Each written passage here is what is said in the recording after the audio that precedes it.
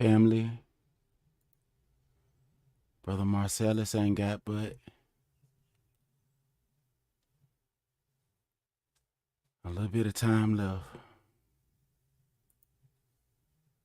You know, a lot of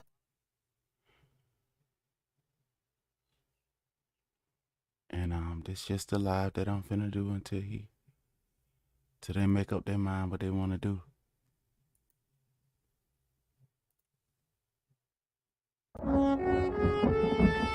Yai Quab on the track.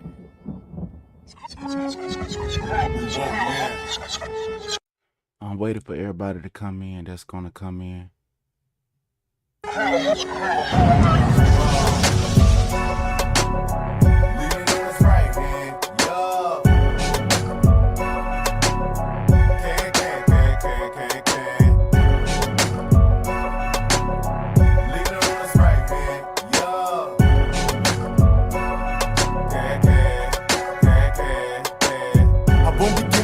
My hands on the plow, yeah, I was shy, coming back, man in the cloud. We is gonna people on the folk corner. Must have sinned, but the dead got a grave first. We got a warning from the Father made long time ago. Being marked by the nations everywhere we go. Nothing left but a promise from the Father and the Son. Eat the breadcrumbs, like we dogs, but we got you raw with a broken soul in the spirit. Father, heal it.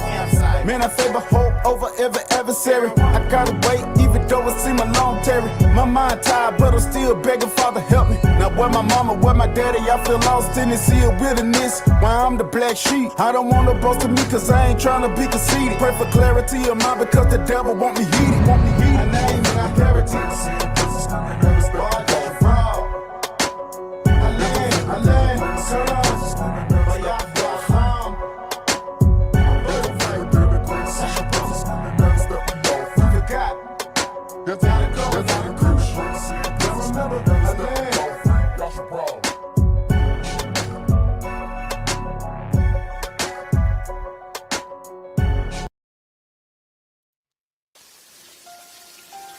You know the words say, and they were saved by the skins of their teeth.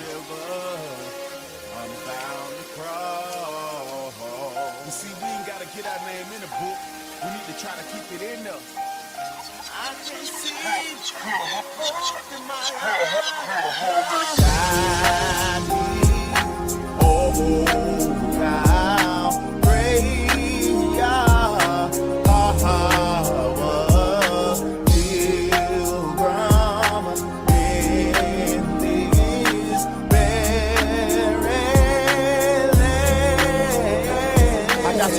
My chest, so don't know how to express.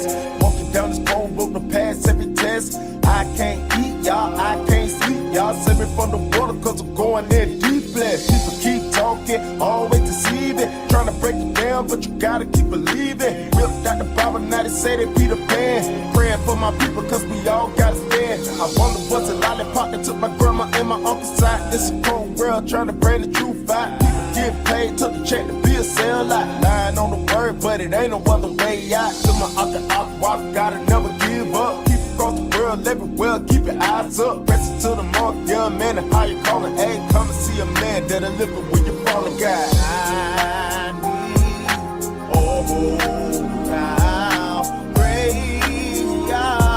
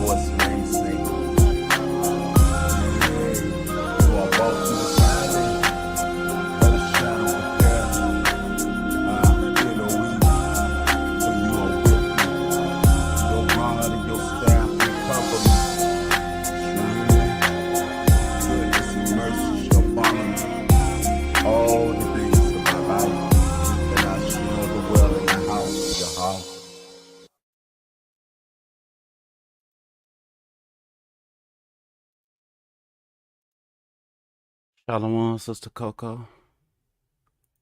Thank you for coming, sis. finna go ahead and get into this right here. When I get off of here, I'll give you a wrench, sister, if you would like. I'm gonna go ahead and go to Brother Marcellus. If you haven't been aware, since there's been a lot going on, this brother has 11 hours until he is put to death. I'm gonna read over this. Marcellus Williams is scheduled for execution in Missouri on September 24th, even though there is no reliable evidence proving that he committed the crime for which he was sentenced to death. The state destroyed or corrupted the evidence that could conclusively prove his innocence, and available DNA and other forensic crime scenes evidence does not match him. There is far too much uncertainty in this case to allow Mr. Williams to be executed, particularly when the victim's family believes life without parole is the appropriate sentence. It is not too late for Governor Mike Parson to ensure that Missouri does not take an innocent man's life. The governor should exercise his authority to grant clemency and commute Mr. Williams' sentence to life without parole, or at minimum stated execution to allow the resolution of further appeals. With the weight of this new evidence and the unreliability of the witnesses who testified against Mr. Williams, his conviction must be reevaluated to ensure that justice is truly served. Dedicated professionals from the Innocence Project, Midwest Innocence Project, and Brian Cave, along with attorneys Larry Kump of the Federal Public Defender, Western District of Missouri, and Kip Gibson, make up the team that continues to fight to stop his September 24th execution. They hope that justice will eventually prevail by way of the exoneration.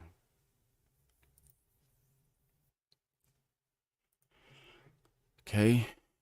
Call of Governor Parson to stop the September 24th, right? And they go to the number that they said to call. I called the number.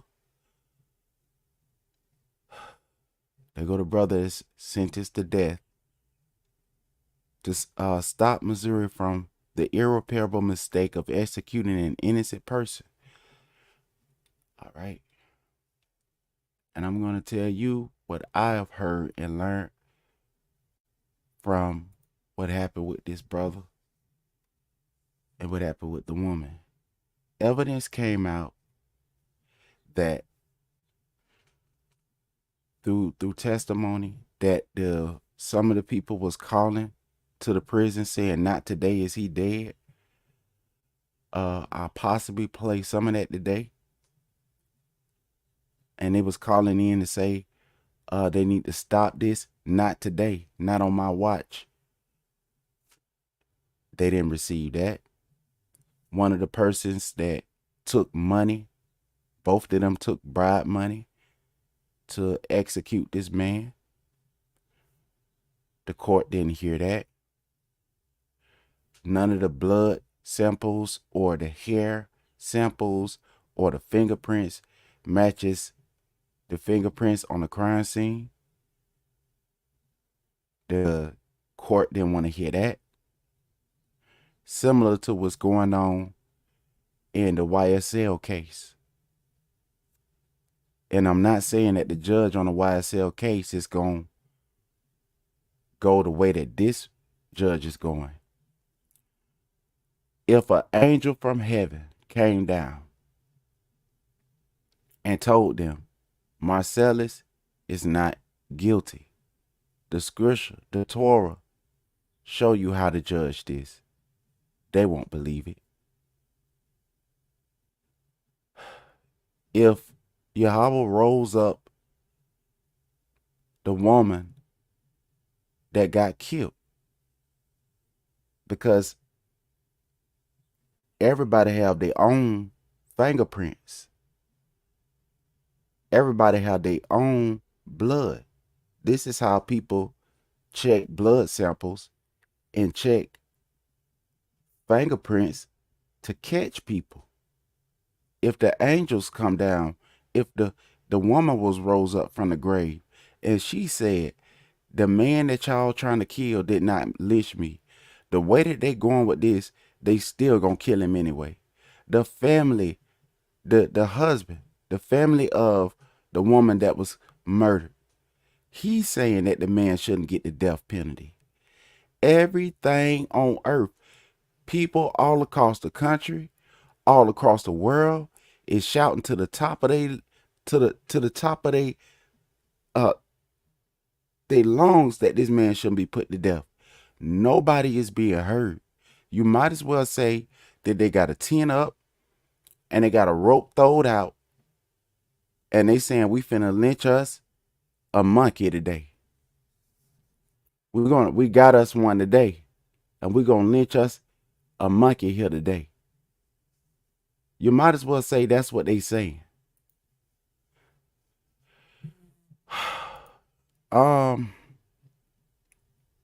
Let me go to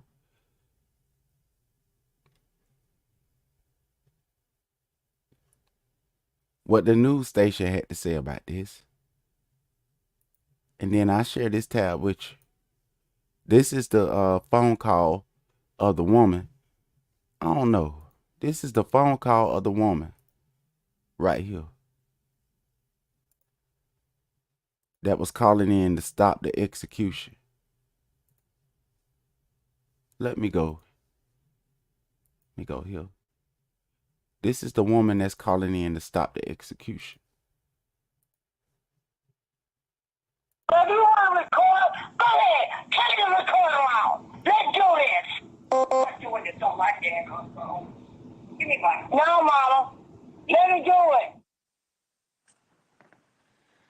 Okay, so what was she referring to? Let me do it. Let me do it. Well, the beginning of that phone call, when I answered the phone when she called, I didn't know who it was. So I was trying to get to my recorder. That's why you heard her say, yes, get your recorder. Let's do this. Because the initial part of that phone call said, at that time, my name was Smith. Miss Smith, is it too late? Is it too late? Is he dead? Did they kill him already? Is he dead yet? I got something I want to say. And so at that point I said, can I record you? And she said, yes, get your recorder. Let's do this. So I can, from what she said, I'm sorry, go ahead. So the question becomes, and thank you for telling us about it, Allison, obviously in reading through the rulings, that's not good enough. The court and the governor both say, no, we don't know that she didn't do it, and it's not competent evidence, and we've done enough of this. What do you feel about that reckoning? I feel that is exactly reflective of what's wrong with our justice system today. Why are they in a rush to execute somebody?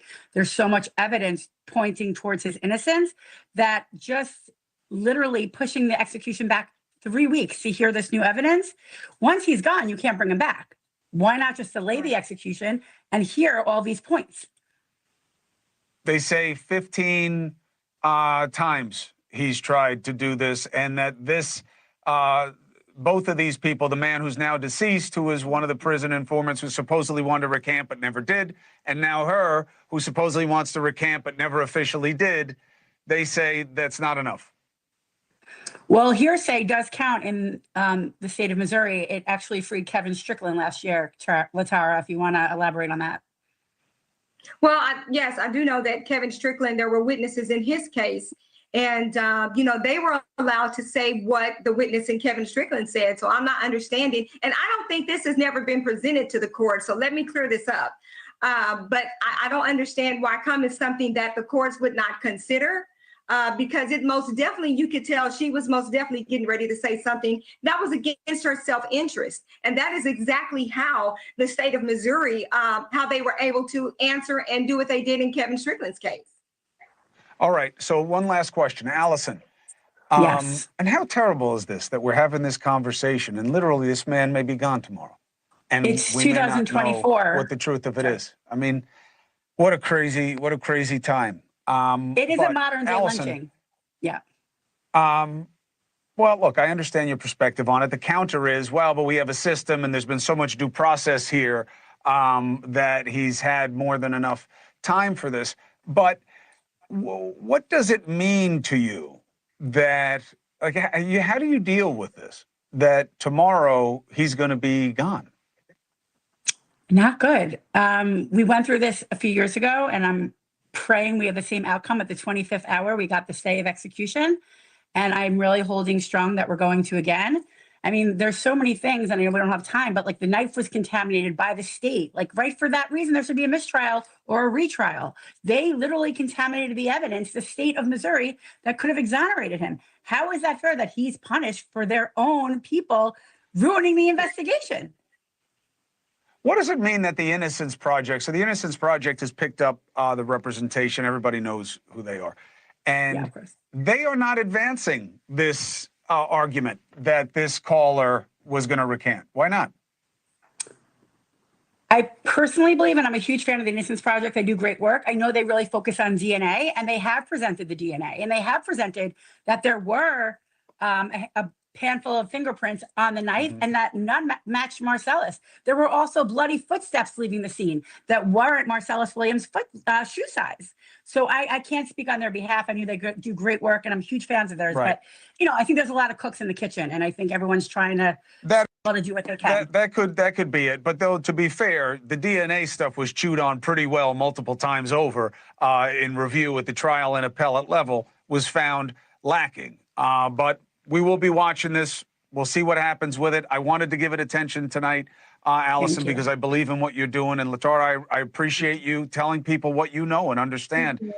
They should have eyes on our system. So thank you for coming and taking the opportunity. I wish we could have done more.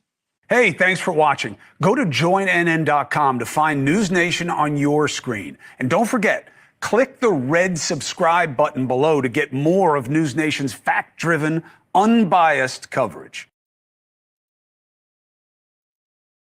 No one seems to know this, but Amazon actually has a $50 million fund. Okay. So that's what they commented on. It was another sister that said something. It was a sister that was saying something about this, but I didn't have time to go through the process of asking for permission and all that to play it, and I don't know what she want to do about that, so I don't want to risk it. I didn't want to risk it. So I'm going to play something else from the news channel. Thank you for watching this video. Go to your kitchen, grab a pinch of salt, and try this simple This crazy. But anyway, until that commercial pass, I come. But somebody in California got put to death this morning. I woke up and I saw it on the news that it was somebody else put to death. I mean, they just putting people to death. I don't believe in this. I don't believe in America. I don't believe in their laws. I don't believe that they have integrity. I don't believe in any of the judges. I don't believe in any of the I'm just to the point where I'm about to just I don't know no more, man. These people cold. Like, I ain't never seen nobody this cold-hearted in my life. Not saying everybody, but you know what I mean. It's some cold-hearted people on this planet. My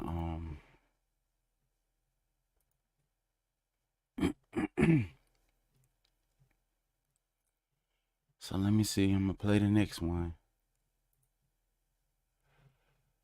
Help me through. It says it's supposed to be starting in 2 minutes. They won't let me skip the commercials, so I don't know. I just don't know. I'm gonna do this and then I'm finna get off of here. All I can do is tell y'all that is to go on my last video when I get off of here and go and sign your name on the petition. That's literally all that I can say. Cause this is crazy, man. This crazy. I promise you, this crazy. More and more and more, I'm in disbelief.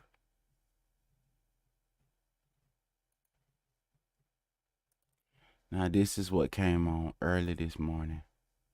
I had to refresh my screen, but this is what came on early this morning. I want you to hear this. All right, so let me share that.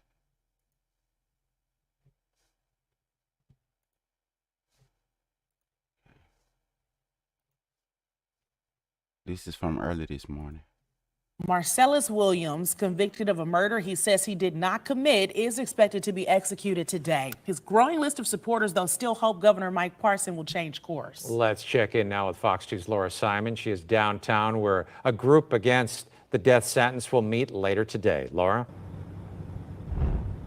John and Blair, Marcellus Williams is likely in his final hours as Governor Mike Parson says that execution will move forward tonight. And this all comes despite an overwhelming amount of support from people across the world. And on Monday, attorneys made their final arguments for Marcellus Williams out at the Missouri Supreme Court. Williams is set to be executed today for killing former Post-Dispatch reporter Felicia Gale back in 1998.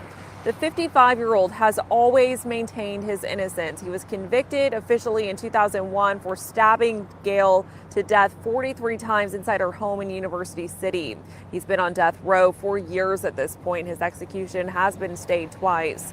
Earlier this year, St. Louis County prosecuting attorney Wesley Bell's office filed a motion to vacate the conviction based on DNA evidence that wasn't available when the murder happened. Questions came up about the integrity of the DNA because of the way the knife was handled by investigators years ago. Other issues also came up about the jury's racial makeup in Williams' original trial. Judge Bruce Hilton held an evidentiary hearing on Bell's motion last month, but denied it, allowing this execution to move forward. Bell sent out a statement on Monday saying, in part, even for those who disagree on the death penalty, when there is a shadow of a doubt of any defendant's guilt, the irreversible punishment of execution should not be an option. A clemency petition with more than 1 million signatures is set to be delivered to the governor's office today, but Parson has emphasized that courts at all levels have upheld Williams' conviction. Among the names on this petition, though, are victims' family members, and Michelle Smith is with the group called Missourians for Alternatives to the Death Penalty. Take a listen. People who think, they're doing this for the family, please understand and reconsider your thought process in that, because in this moment, the family is not supportive of this. However, the government is still pushing forward, which is very disrespectful to the victim's family. Advocates for Williams are scheduled to meet here at the Carnahan Courthouse at 3 this afternoon, and other advocates will be meeting in various places across the state, and many of those people are going to be traveling to Bonne Terre, where Williams is set to die by lethal injection at 6 tonight. Reporting live in downtown St. Louis this morning, Laura Simon, Fox 2 News. At Metro, get a new iPhone.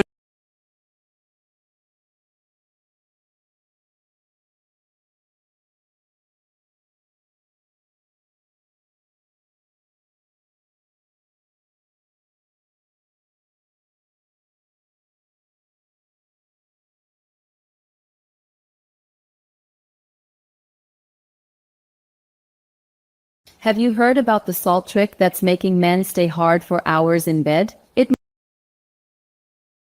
Amazon hates this, but there's nothing they can do to stop. The Marcellus Williams case is set to go before the Missouri Supreme Court. And Williams is set to be executed, and tomorrow for killing a former Post-Dispatch reporter. But Williams says he's innocent. Fox 2's Chris Renier joins us live in Clayton, previewing the critical hearing. Chris? John, good morning to you. The Missouri Supreme Court will hear oral arguments in this case at 9 o'clock this morning. We are just outside the St. Louis County Courthouse here in Clayton. Judge Bruce Hilton refusing to stop the execution after a hearing inside the courthouse here last month. The now 55-year-old Williams was convicted of stabbing to death Alicia Gale inside of her University City home in 1998. He was convicted in 2001 and has been on death row for years. Gale was stabbed 43 times. Williams' execution has been stayed twice, but it is still scheduled for tomorrow night at 6 p.m. in Bonne Terre. Today's hearing is a challenge from St. Louis County Prosecuting Attorney Wesley Bell and Marcellus Williams to Judge Hilton's ruling last month refusing to stop the execution. Earlier this year, Bell's office filed a motion to vacate the conviction against Williams based on DNA evidence that was not available when the crime happened.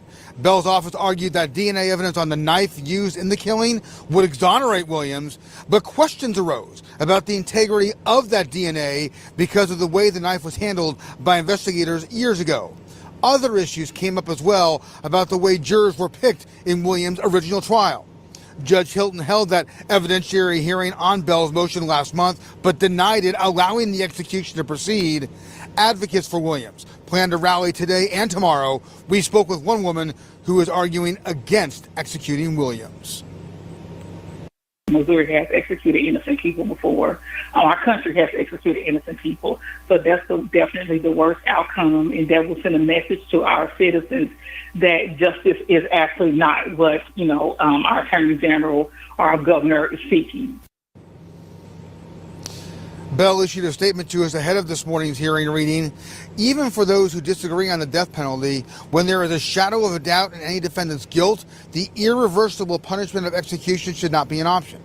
As a St. Louis County prosecutor, our office has questions about Mr. Williams' guilt, but also about the integrity of his conviction. For those reasons, we will continue to do everything in our power to save his life. Our own Jeff Bernthal will be in Jefferson City for this morning's hearing. We will see what takes place. And we have reached out to Attorney General Bailey for comment on this case. His office is pushing for the execution to go forward. We have not yet heard back. For now, live in Clayton, Chris Renier, Fox News. This is how to get in shape fast. This is your body. These balloons represent your internal organs. The execution of a Missouri death row inmate is set to go ahead today after the state Supreme Court and the state's governor both rejected pleas to stop the procedure, despite prosecutors saying he may be innocent. 55-year-old Marcellus Williams is scheduled to be executed later today by lethal injection for the 1998 stabbing death of Alicia Gale Williams, and has maintained his innocence in the case. Or rather, Williams has maintained his innocence in the case. Attorneys for Williams still have an appeal out to the U.S. Supreme Court, though. So joining us now to discuss this is CBS News legal contributor Rebecca Roiphe. Rebecca, good morning. So this execution has actually been sort of pushed along kind of several times. Help us understand, though, what the arguments were from Marcellus's attorney, what they brought forward, and why this time around the Supreme Court was not swayed. There were two arguments, Anne-Marie, that the lawyers made this time. The first one was that Marcellus did not receive a fair trial because the prosecutors wrongfully excluded a juror based on that juror's race. The second argument was that the prosecutors destroyed the only evidence that could possibly exculpate Marcellus in this case. And so those two arguments failed in the Missouri Supreme Court. What's left now is just one last chance with the U.S. Supreme Court. I found it interesting sort of reading some of what the justices had to say, and some of their phrasing, maybe you can explain to me, but it was essentially, I see nothing here that would prove his innocence, which I thought was an interesting way to phrase it, because I thought it would be, I see nothing here that would, I don't know, somehow I thought that the phrasing would be different, but I guess at this point, the conclusion of the court is that he is guilty and you need evidence to prove otherwise.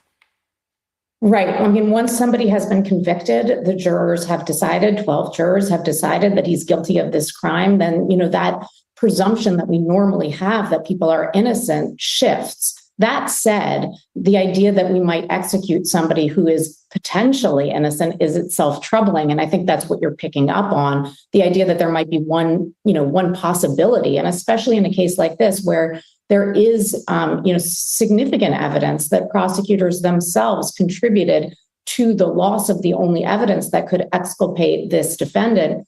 It's troubling, and that those prosecutors themselves have joined with the defendant's lawyers in an attempt to stay the execution is remarkable, and something that should give the courts pause here, I think, but have not. Really quickly, any other options for him?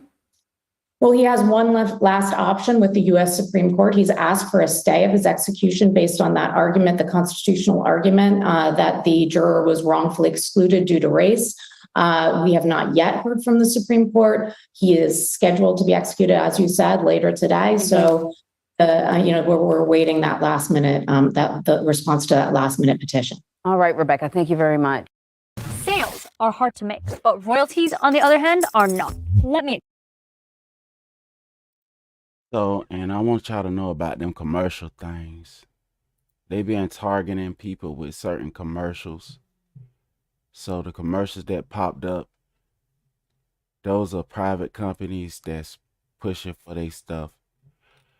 I'm going to look up Governor Mike Pence and see what is he doing. Mike Parson. Why? Who is Governor Mike Parson? He haven't even shown his face. If you ain't from Missouri, I guess you won't know who that is. Okay, this is Governor Mike Parson right here. After Missouri Governor Mike Parson.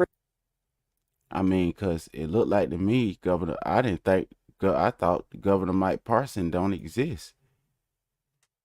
From the way that these things is looking.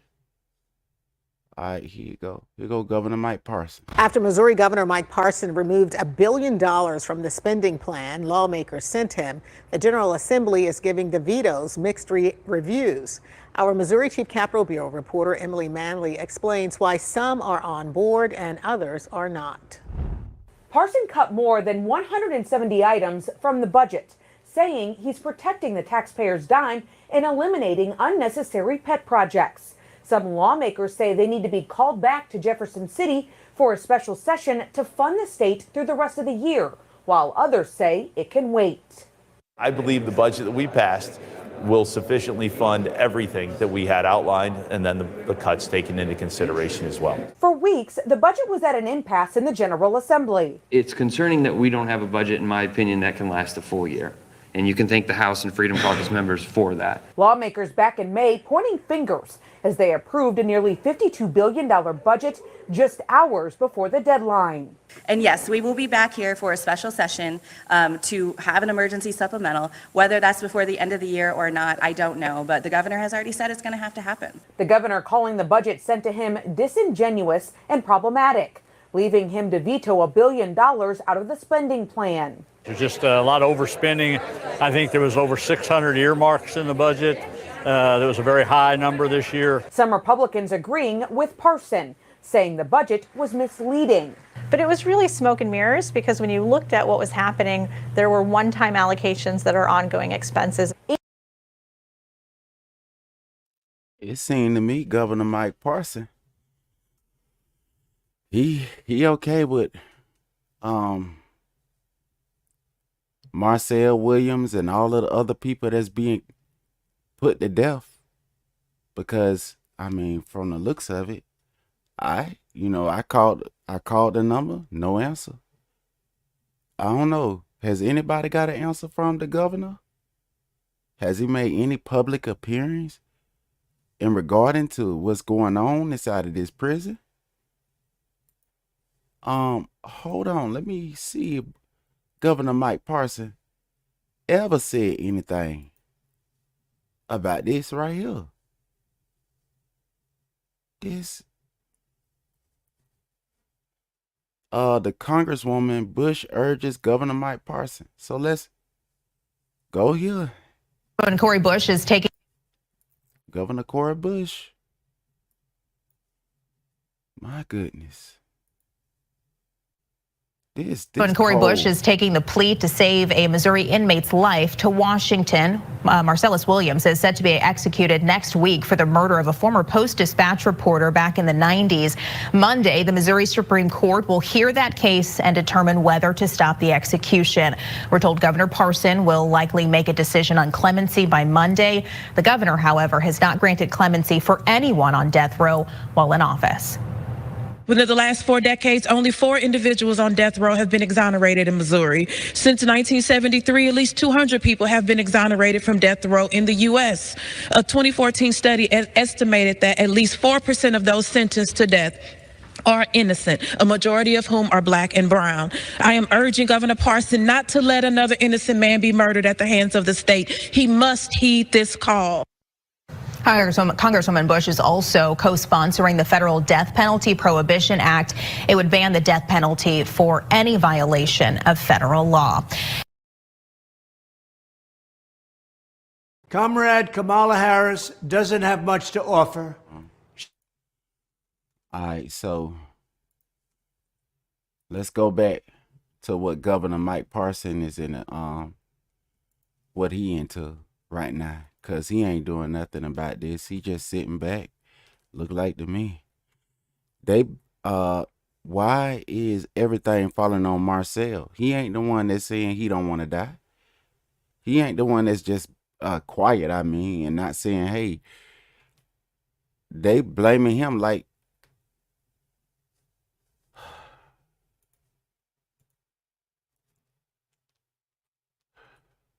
let me see if he gave a response. This crazy, man. Response. It looked like to me that, if you, as a leader, you supposed to. That's why people don't believe in this stuff, man. This the reason why people done gave up on y'all stuff. This the reason why, because all this going on and nothing from the governor. Governor, state. This is a state of emergency, governor. The state to carry out execution. Okay, this KMBC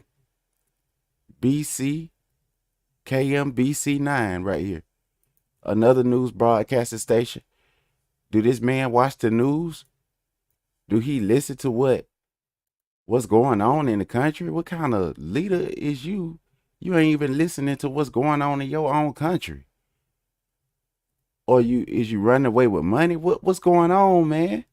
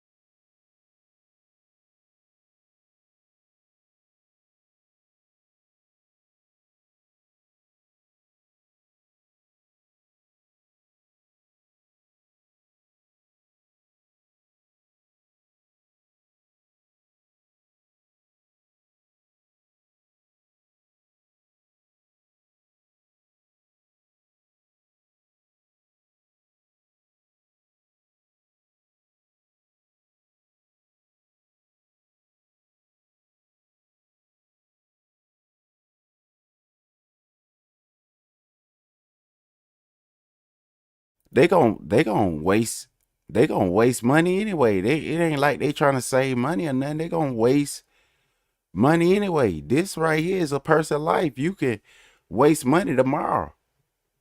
I don't understand this, man. Y'all, how you a leader? What kind of leader is you? Y'all wasting money. Y'all gonna waste it anyway?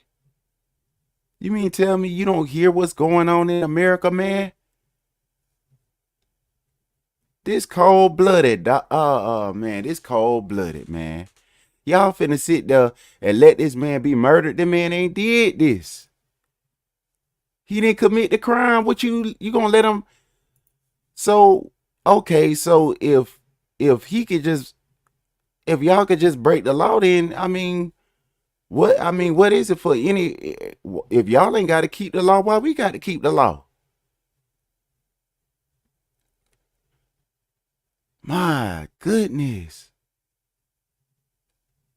If y'all ain't got to keep the law, why we got to keep it?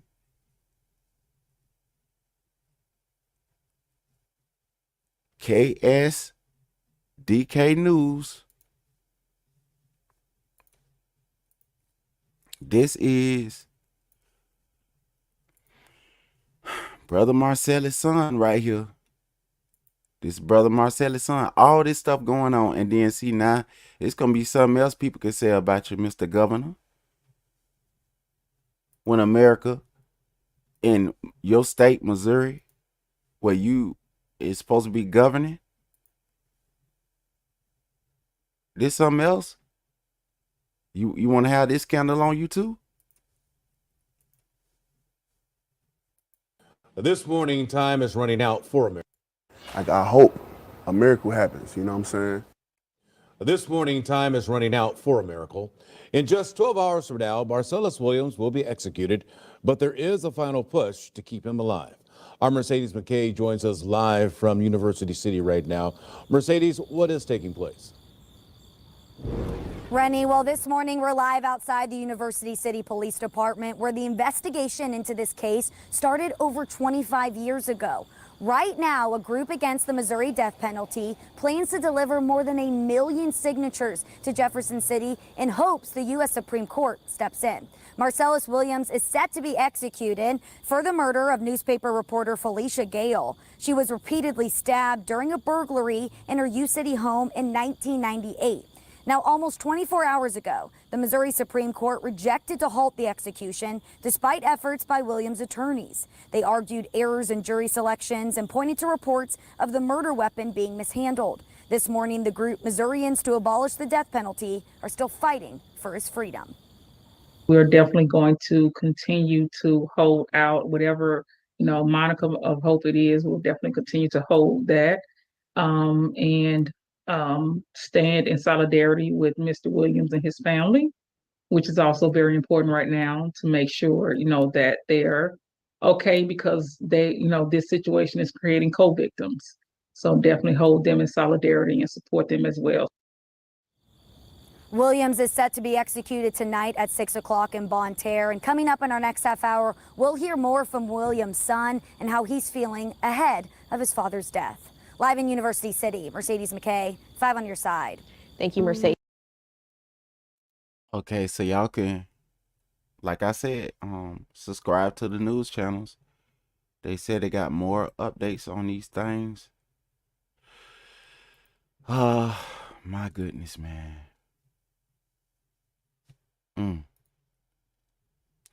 I mean, if somebody still got hope in this country, I don't know what to tell you. The country's showing you they self. Ain't nothing to hope in. Well, I'm gonna play this song while I look for some more, while I wait for more updates. Just something that done went on. Here's the name of 3 off the top of the head. Jay Green, Soap Money, Gerald Lewis, I know that we gotta go someday, but somehow we learn to live with the pain that won't go away. In the ghetto, in the ghetto, in the ghetto, in the ghetto, in the ghetto, in the ghetto, in the hood, in the hood, in the hood, man, in the hood, in the hood, in the hood, man. Your turn, Jitty boy, say it for me, man. President, so I ain't never met a real drug lord. 94 crime bill, school to prison pipeline, massive concentration for destruction of a nation, instituted integration. While we bear the bank for money, while the church be making billion. Who we be? We so captive, we reject our father and a mother. Peter popping off early in the morning, man, with some tap water saying it's a miracle. My brother out of the gates, it's a medical. Where them hustle hard, but I do loud. One try separated by the distance and the time. It was done by the sign. side, east side, west side, every side. There's been a great divide. Guam, Yasharala. In the ghetto, return to the covenant. In the ghetto, ghetto. In the ghetto, in the ghetto, in the ghetto. In the ghetto, in the ghetto, in the ghetto. In the hood, in the hood, in the hood, man. In the hood, in the hood, in the hood, man. Your turn, Genie boy, let them hear you rap.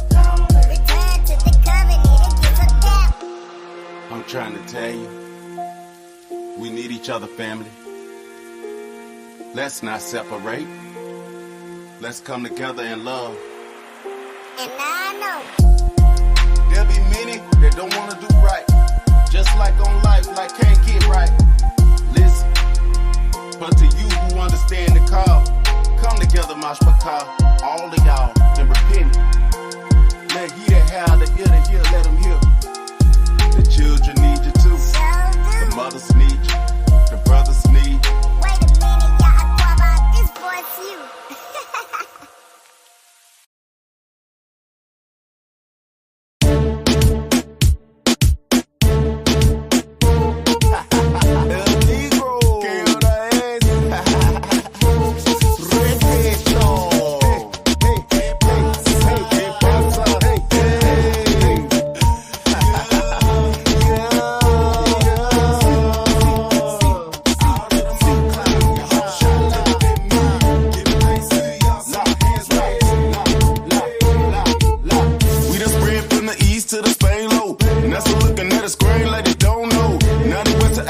Say I Ebo, taking 30 shekels, selling out the Negro. Trying to be a superhero, selling out the Negro. I'd rather be a doorkeeper than be burned with the devil low. That's stupid, I selling out your own thing, rather be on y'all side. Y'all how shy, break these chains and give me the brand new name. Underlay, arriba, up quickly, just like speed up. We on a mission, man, we gotta go through. Babylon to Babylon, we gotta stop that through. I don't wanna be a hero of the word, only gotta be a doer. Seeking for my armor, wisdom. And it won't be long. You gon' look for me down here. I'll be gone. Soon one morning, and it won't be long. You gon' look for me down here. I'll be gone. Red my nigga brother, we done fell down. Through the moors at the gates, she back to the ground singing kumbaya. Yahweh shot say the firstborn of the father who he raised from the grave by nature of his strange language in the fierce. Look it up, fulfill prophecy is written in the book. You better get your mind right and look at the sign and put a fast at your fair born, she out your mind. Oh my brother, keep it brother richer of a pole, cause there's a war on these souls and it's getting low. Shake the roster, I can let the family know. I gotta draw a 9 man, so we gotta go. Gotta bear fruit for the gift of the jubilee. Don't bear fruit, then you won't get nothing. And don't you kill when your birthright for a pot of beans and some yellow rice. But yeah, you heard me.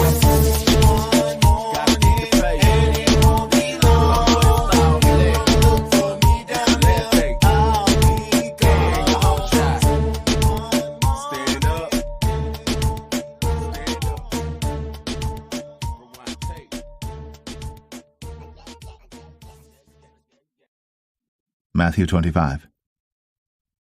Then shall the kingdom of heaven be likened unto 10 virgins, which took their lamps, and went forth to meet the bridegroom. And 5 of them were wise, and 5 were foolish. They that were foolish took their lamps, and took no oil with them. But the wise took oil in their vessels with their lamps.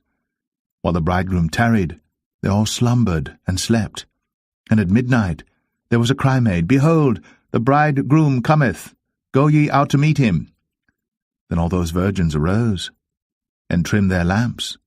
And the foolish said unto the wise, Give us of your oil, for our lamps are gone out. But the wise answered, saying, Not so, lest there be not enough for us and you. But go ye rather to them that sell, and buy for yourselves. And while they went to buy, the bridegroom came, and they that were ready went in with him to the marriage, and the door was shut. Afterward came also the other virgins, saying, Lord, Lord, open to us. But he answered and said, Verily I say unto you, I know you not. Watch therefore, for ye know neither the day nor the hour wherein the Son of Man cometh. For the kingdom of heaven is as a man travelling into a far country, who called his own servants, and delivered unto them his goods.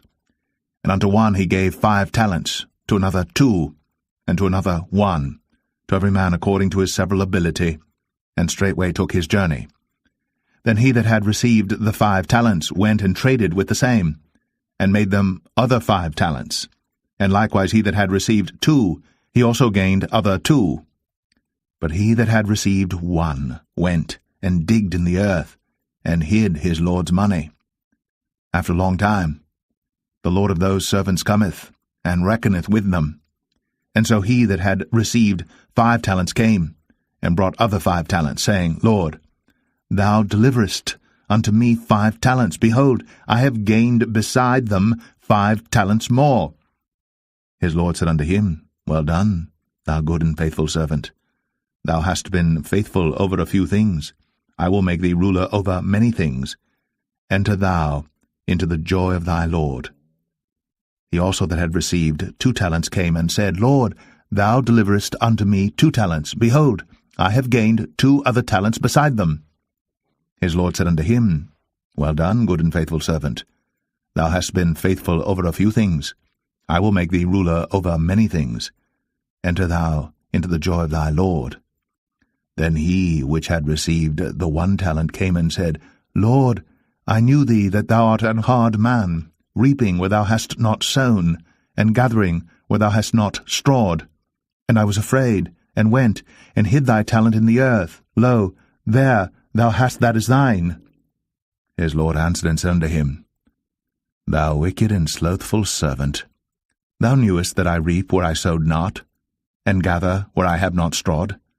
Thou oughtest therefore to have put my money to the exchangers, and then at my coming I should have received mine own with usury.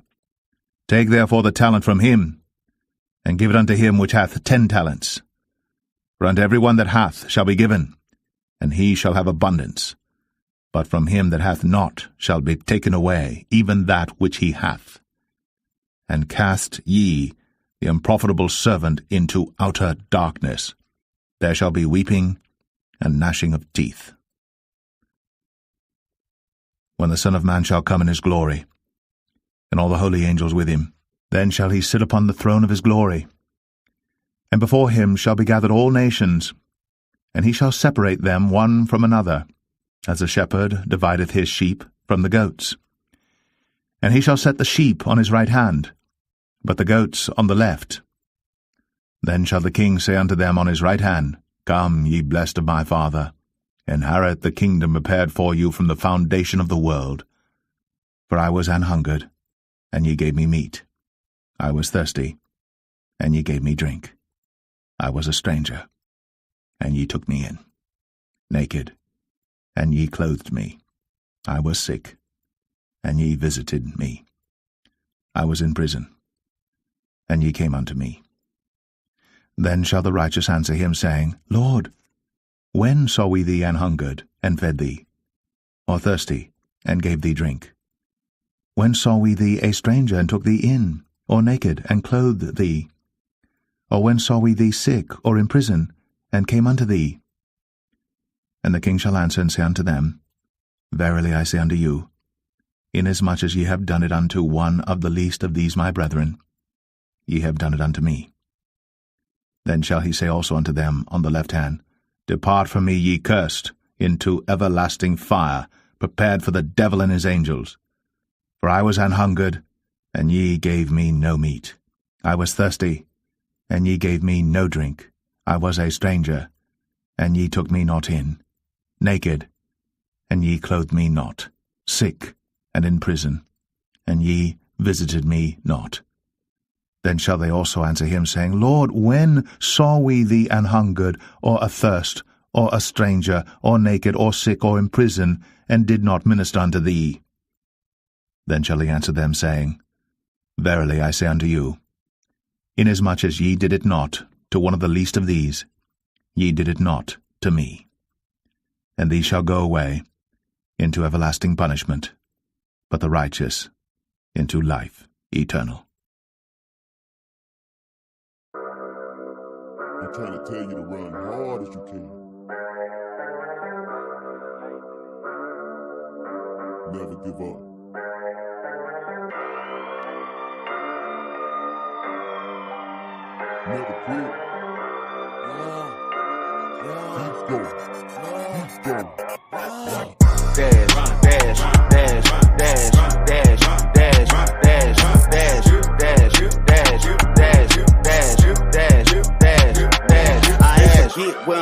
I'm from Polk County, Florida. Home village car shows, can't let like the sport. We ain't have a lot of money, so we stayed real close to the cemetery, man. Keep the mosquitoes out the door. Mississippi selling flip, boy, they were playing dip, playing tackle football with my homeboy. Them. Now everybody wanna fight that we forget how to smile. So many sell lots in this world, I'm like, wow. Do you wanna be smart or you wanna be hard? It's the devil in the hood, just a tearing it apart. Here in the home, making more, cause some hearts that got cold. Come together, my people, yeah, on the 4-4. Go ahead, hit the gas, put the pedal to the floor. I help you pull your head, everybody got a pad. If a thunderstorm come, man, stay fast still. If you wanna give up, man, hold your head up and dash, dash, dash, dash, dash, dash, dash, dash, dash,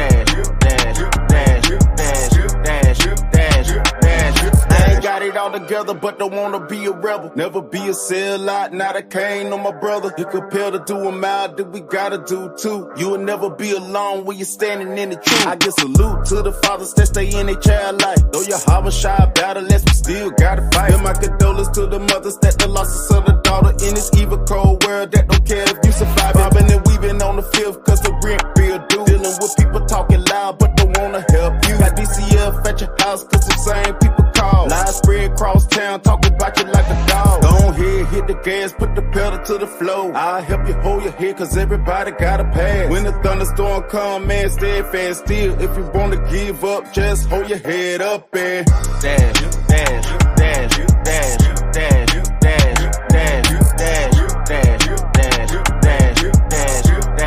dash, dash.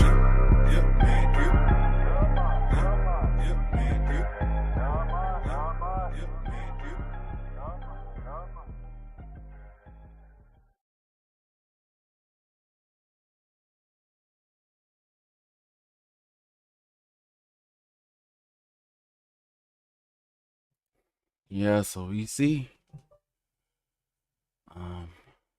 he's still counting down on him. I'm just gonna listen to more music with y'all and see what he decide to do. Is he gonna respond to all of the people that's asking him to stop this? Is he gonna do what the judge, whatever, the person that keeps shutting down the case? I guess we're gonna see. Anyway, I don't know what he gonna do.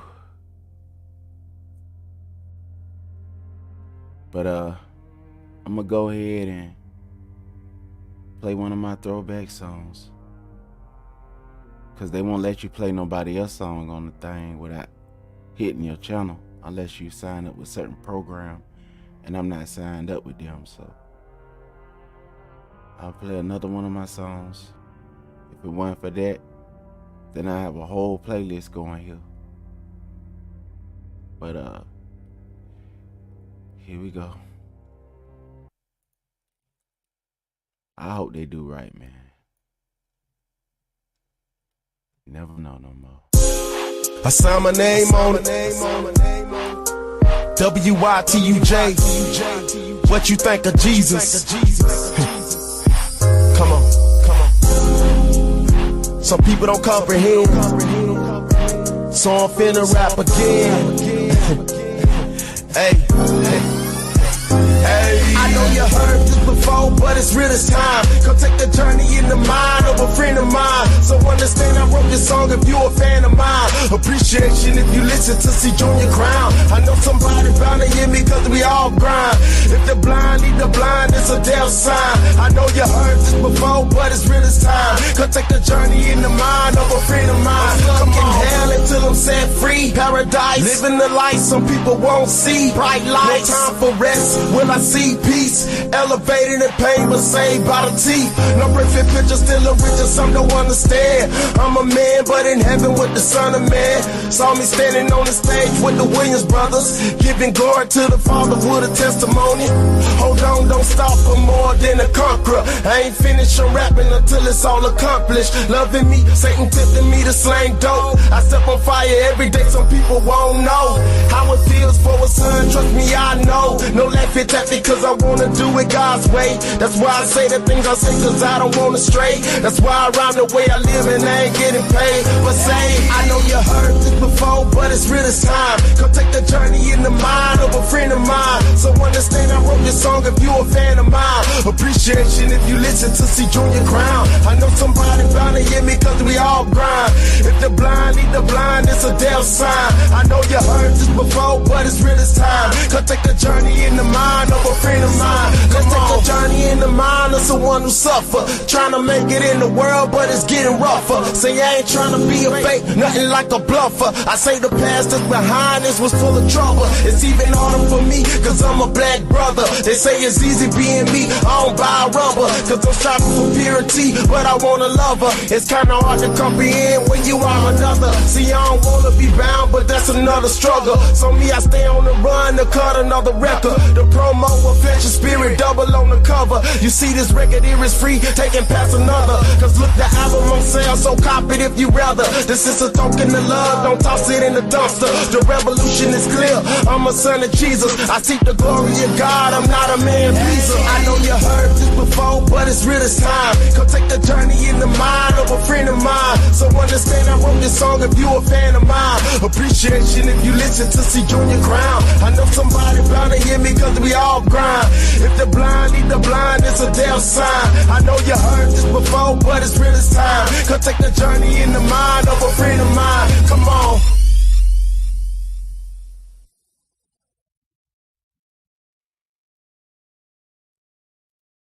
Ain't no change. I sign my name on it. W-I-T-U-J. What you think of Jesus? Come on, come on. Some people don't comprehend, so I'm finna rap again. Hey, I know you heard this before, but it's real this time. Come take the journey in the mind of a friend of mine. So understand I wrote this song if you a fan of mine. You know the words say, and they were saved by the skills of their teeth. I'm bound to crawl.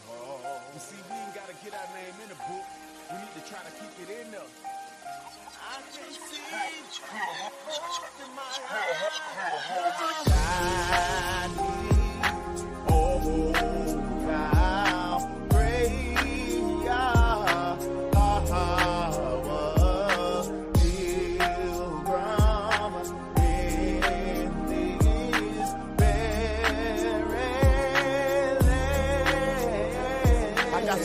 My chest, so don't know how to express.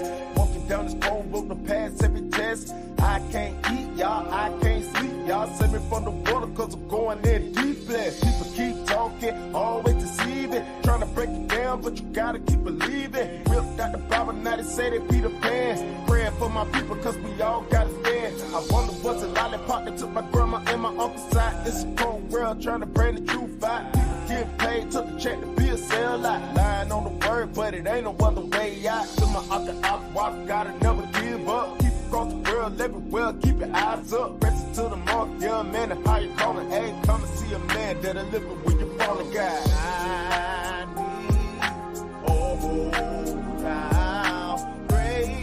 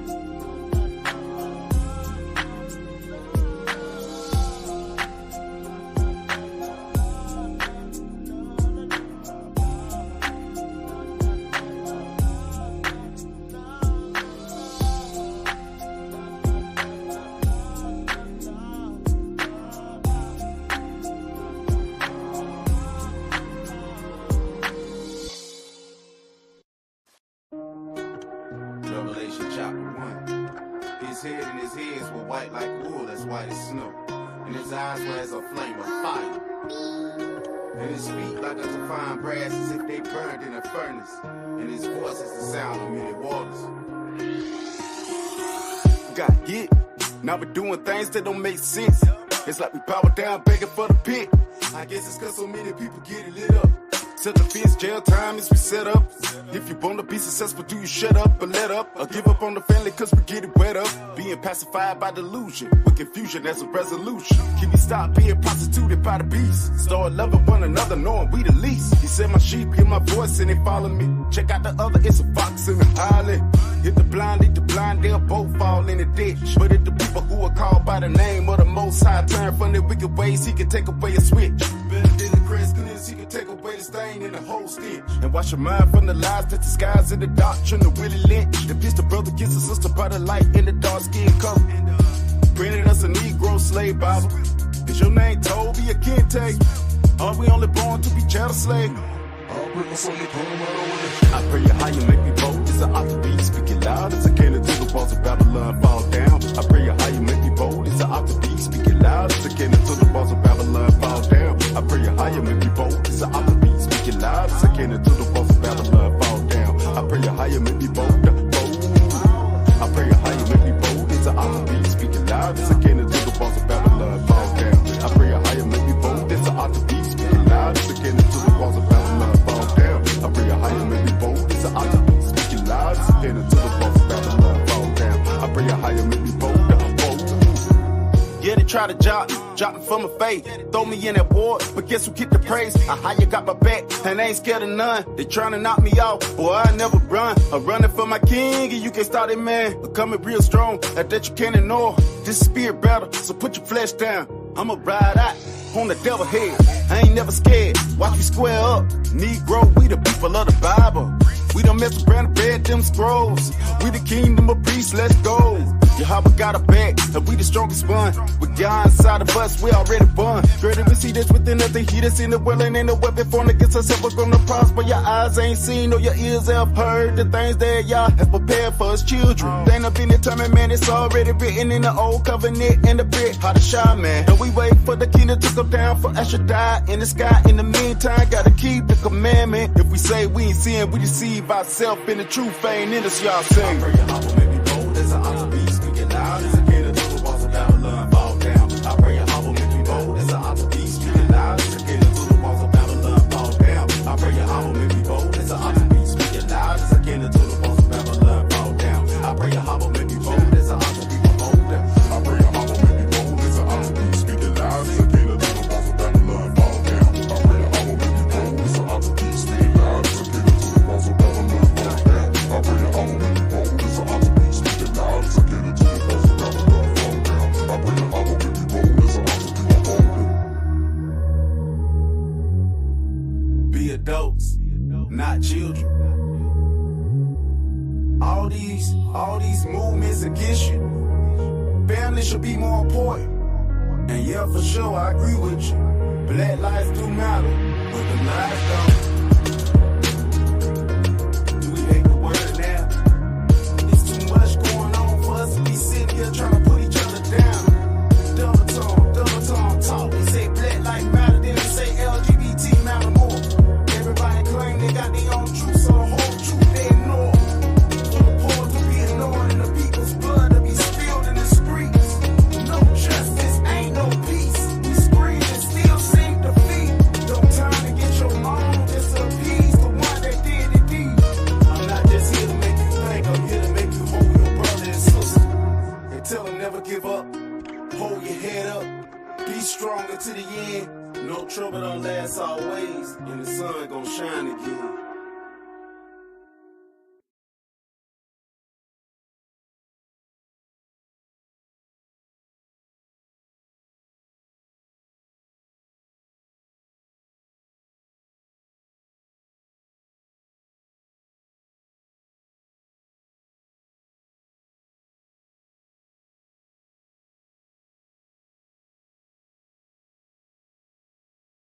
With Joseph, so that he prospered, and he lived in the house of his Egyptian master.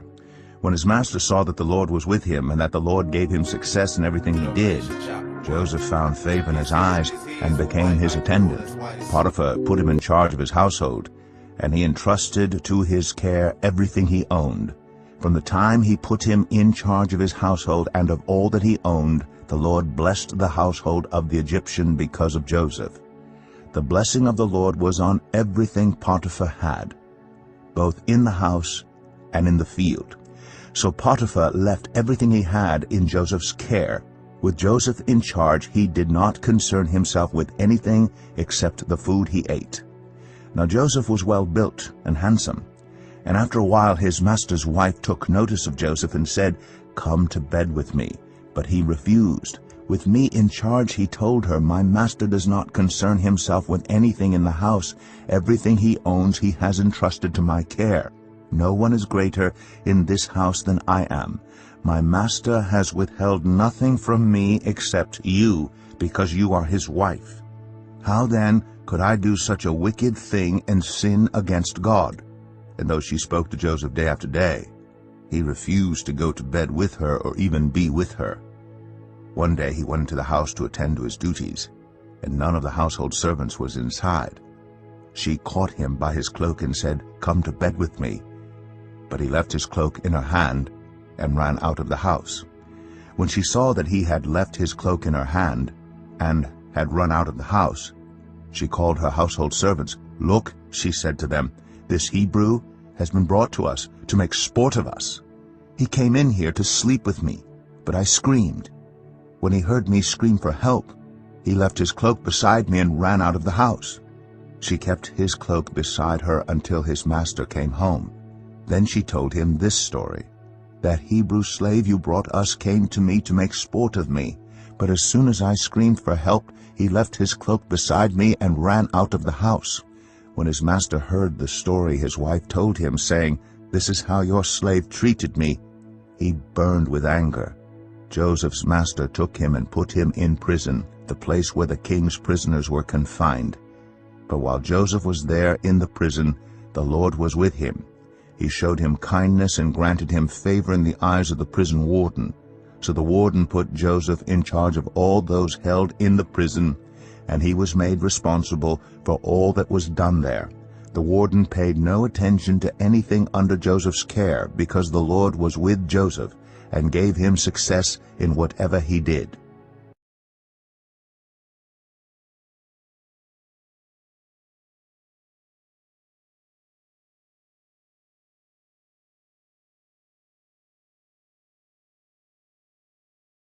Genesis 39. Now Joseph had been taken down to Egypt.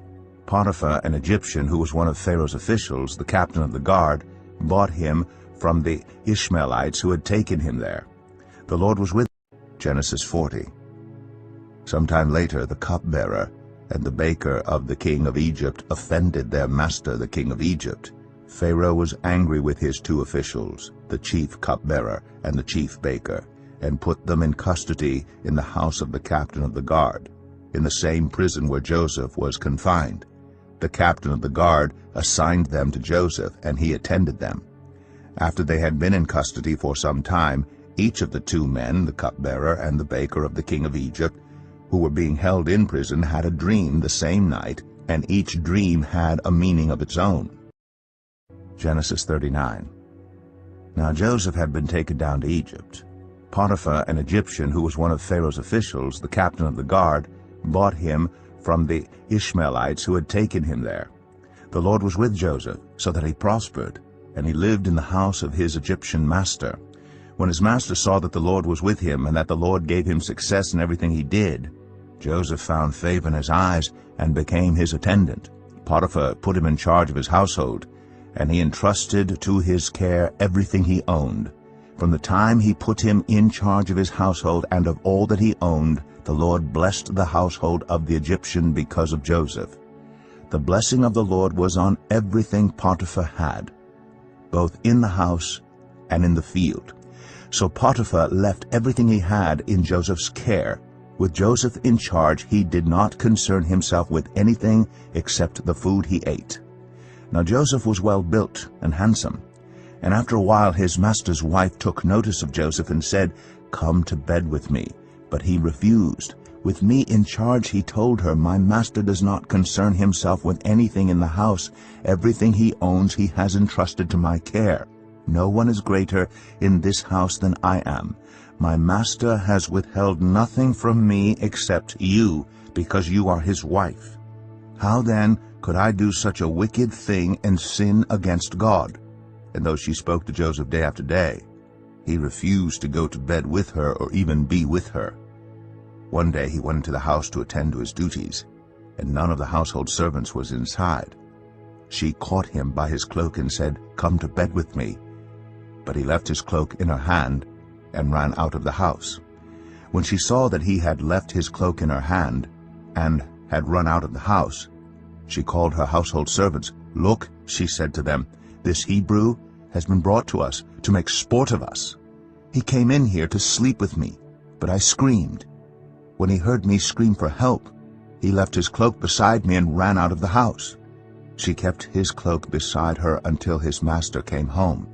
Then she told him this story. "That Hebrew slave you brought us came to me to make sport of me, but as soon as I screamed for help, he left his cloak beside me and ran out of the house." When his master heard the story his wife told him, saying, "This is how your slave treated me," he burned with anger. Joseph's master took him and put him in prison, the place where the king's prisoners were confined.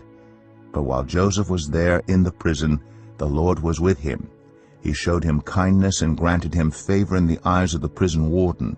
So the warden put Joseph in charge of all those held in the prison, and he was made responsible for all that was done there. The warden paid no attention to anything under Joseph's care, because the Lord was with Joseph and gave him success in whatever he did. Genesis 40. Sometime later, the cupbearer and the baker of the king of Egypt offended their master, the king of Egypt. Pharaoh was angry with his two officials, the chief cupbearer and the chief baker, and put them in custody in the house of the captain of the guard, in the same prison where Joseph was confined. The captain of the guard assigned them to Joseph, and he attended them. After they had been in custody for some time, each of the two men, the cupbearer and the baker of the king of Egypt, who were being held in prison, had a dream the same night, and each dream had a meaning of its own. When Joseph came to them the next morning, he saw that they were dejected. So he asked Pharaoh's officials who were in custody with him in his master's house, "Why do you look so sad today?" "We both had dreams," they answered, "but there is no one to interpret them." Then Joseph said to them, "Do not interpretations belong to God? Tell me your dreams." So the chief cupbearer told Joseph his dream. He said to him, "In my dream I saw a vine in front of me, and on the vine were 3 branches. As soon as it budded, it blossomed, and its clusters ripened into grapes. Pharaoh's cup was in my hand, and I took the grapes, squeezed them into Pharaoh's cup, and put the cup in his hand." "This is what it means," Joseph said to him. "The 3 branches are 3 days. Within 3 days Pharaoh will lift up your head and restore you to your position, and you will put Pharaoh's cup in his hand, just as you used to do when you were his cupbearer. But when all goes well with you, remember me and show me kindness. Mention me to Pharaoh and get me out of this prison. I was forcibly carried off from the land of the Hebrews, and even here I have done nothing to deserve being put in a dungeon." When the chief baker saw that Joseph had given a favorable interpretation, he said to Joseph, "I too had a dream. On my head were 3 baskets of bread. In the top basket were all kinds of baked goods for Pharaoh, but the birds were eating them out of the basket on my head." "This is what it means," Joseph said. "The 3 baskets are 3 days. Within 3 days Pharaoh will lift off your head and impale your body on a pole, and the birds will eat away your flesh." Now the 3rd day was Pharaoh's birthday, and he gave a feast for all his officials. He lifted up the heads of the chief cupbearer and the chief baker in the presence of his officials. Deuteronomy 19. When the Lord thy God hath cut off the nations, whose land the Lord thy God giveth thee, and thou succeedest them, and dwellest in their cities and in their houses, Thou shalt separate 3 cities for thee in the midst of thy land, which the Lord thy God giveth thee to possess it. Thou shalt prepare thee a way, and divide the coasts of thy land, which the Lord thy God giveth thee to inherit, into 3 parts, that every slayer may flee thither. And this is the case of the slayer, which shall flee thither, that he may live, whoso killeth his neighbor ignorantly, whom he hated not in time past. As when a man goeth into the wood with his neighbor to hew wood, and his hand fetcheth a stroke with the axe to cut down the tree, and the head slippeth from the helve, and lighteth upon his neighbor, that he die. He shall flee unto one of those cities, and live, lest the avenger of blood pursue the slayer, while his heart is hot, and overtake him, because the way is long, and slay him, whereas he was not worthy of death, inasmuch as he hated him not in time past. Wherefore I command thee, saying, Thou shalt separate 3 cities for thee.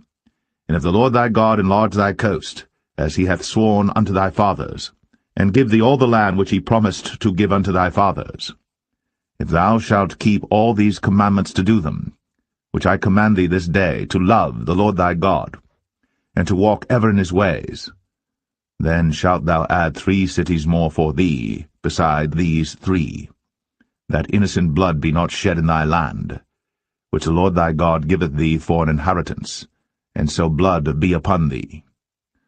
But if any man hate his neighbor, and lie in wait for him, and rise up against him, and smite him mortally, that he die, and fleeth into one of these cities, then the elders of his city shall send and fetch him thence, and deliver him into the hand of the avenger of blood, that he may die. Thine eye shall not pity him, but thou shalt put away the guilt of innocent blood from Israel, that it may go well with thee. Thou shalt not remove thy neighbour's landmark, which they of old time have set in thine inheritance, which thou shalt inherit in the land that the Lord thy God giveth thee to possess it. 1 witness shall not rise up against a man for any iniquity, or for any sin. In any sin that he sinneth, at the mouth of 2 witnesses, or at the mouth of 3 witnesses shall the matter be established. If a false witness rise up against any man to testify against him that which is wrong, then both the men between whom the controversy is shall stand before the Lord, before the priests and the judges, which shall be in those days. And the judges shall make diligent inquisition, and behold, if the witness be a false witness, and hath testified falsely against his brother, then shall ye do unto him as he had thought to have done unto his brother, any man to testify against him that which is wrong. Then both the men between whom the controversy is shall stand before the Lord, before the priests and the judges, which shall be in those days. And the judges shall make diligent inquisition, and behold, if the witness be a false witness, and hath testified falsely against his brother, then shall ye do unto him as he had thought to have done unto his brother, judges, which shall be in those days. And the judges shall make diligent inquisition, and behold, if the witness be a false witness, and hath testified falsely against his brother, then shall ye do unto him as he had thought to have done unto his brother. So shalt thou put the evil away from among you. And those which remain shall hear, and fear, and shall henceforth commit no more any such evil among you. And thine eye shall not pity, but life shall go for life, eye for eye, tooth for tooth, hand for hand, foot for foot.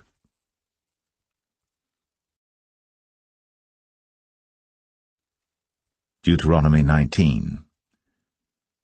When the Lord thy God hath cut off the nations, whose land the Lord thy God giveth thee, and thou succeedest them, and dwellest in their cities and in their houses, thou shalt separate 3 cities for thee in the midst of thy land, which the Lord thy God giveth thee to possess it.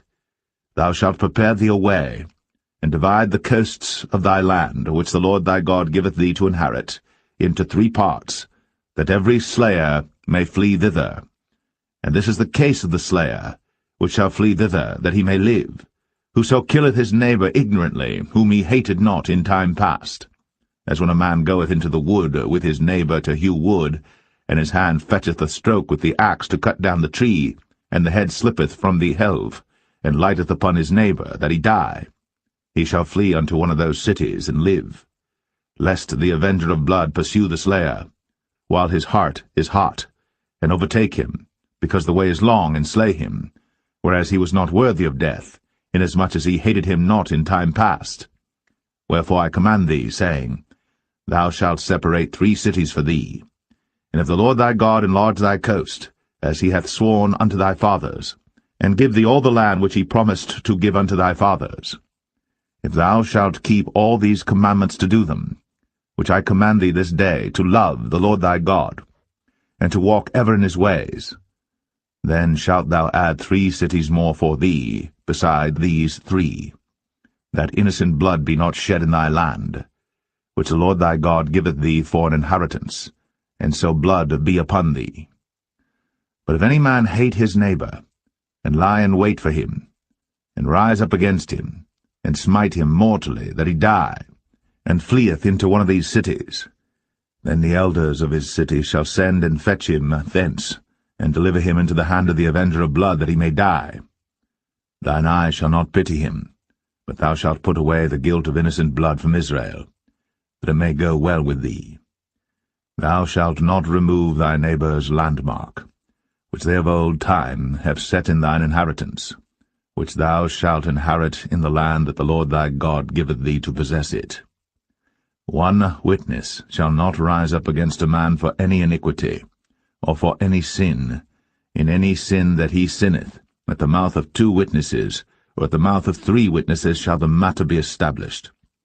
If a false witness rise up against any man to testify against him that which is wrong, then both the men between whom the controversy is shall stand before the Lord, before the priests and the judges, which shall be in those days. And the judges shall make diligent inquisition, and behold, if the witness be a false witness, and hath testified falsely against his brother, then shall ye do unto him as he had thought to have done unto his brother. So shalt thou put the evil away from among you. And those which remain shall hear, and fear, and shall henceforth commit no more any such evil among you. And thine eye shall not pity, but life shall go for life, eye for eye, tooth for tooth, hand for hand, foot for foot.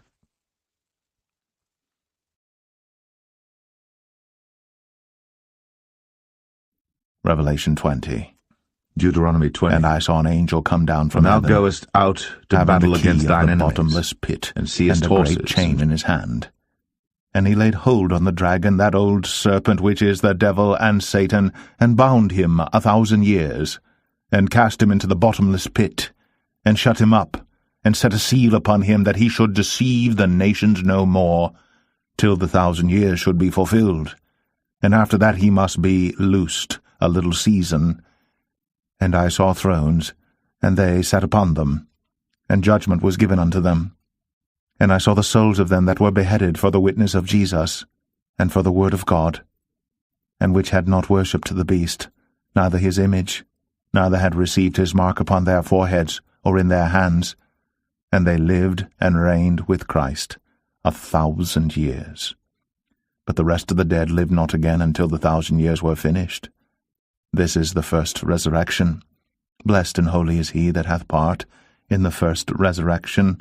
On such the second death hath no power, but they shall be priests of God and of Christ, and shall reign with him 1,000 years.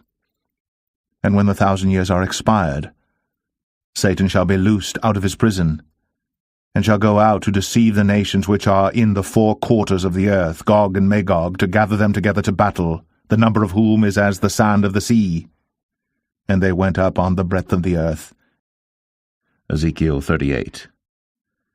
And the word of the Lord came unto me, saying, Son of man, set thy face against Gog, the land of Magog, the chief prince of Meshach and Tubal, and prophesy against him, and say, Thus saith the Lord God, Behold, I am against thee, O Gog, the chief prince of Meshach and Tubal, and I will turn thee back, and put hooks into thy jaws, and I will bring thee forth, and all thine army, horses and horsemen, all of them clothed with all sorts of armor, even a great company with bucklers and shields, all of them handling swords, Persia, Ethiopia, and Libya with them, all of them with shield and helmet. Gomer and all his bands, the house of Togarmah, of the north quarters, and all his bands, and many people with thee. Be thou prepared, and prepare for thyself thou and all thy company that are assembled unto thee, and be thou a guard unto them. After many days thou shalt be visited. In the latter years thou shalt come into the land that is brought back from the sword, and is gathered out of many people, against the mountains of Israel, which have been always waste. But it is brought forth out of the nations, and they shall dwell safely all of them. Thou shalt ascend, and come like a storm. Thou shalt be like a cloud to cover the land, thou, and all thy bands, and many people with thee. Thus saith the Lord God, It shall also come to pass that at the same time shall things come into thy mind, and thou shalt think an evil thought. And thou shalt say, I will go up to the land of unwalled villages. I will go to them that are at rest, that dwell safely, all of them dwelling without walls, and having neither bars nor gates, to take a spoil and to take a prey, to turn thine hand upon the desolate places that are now inhabited, and upon the people that are gathered out of the nations which have gotten cattle and goods, that dwell in the midst of the land, Sheba and Dedan, and the merchants of Tarshish, with all the young lions thereof, shall say unto thee, Art thou come to take a spoil? Hast thou gathered thy company to take a prey, to carry away silver and gold, to take away cattle and goods, to take a great spoil? Isaiah 18. Woe to the land shadowing with wings, which is beyond the rivers of Ethiopia, that sendeth ambassadors by the sea, even in vessels of bulrushes upon the waters, saying, Go, ye swift messengers, to a nation scattered and peeled, to a people terrible from their beginning hitherto, a nation meted out and trodden down, whose land the rivers have spoiled. All ye inhabitants of the world, and dwellers on the earth, see ye, when he lifteth up an ensign on the mountains, and when he bloweth a trumpet, hear ye. For so the Lord said unto me, I will take my rest, and I will consider in my dwelling place like a clear heat upon herbs, and like a cloud of dew in the heat of harvest.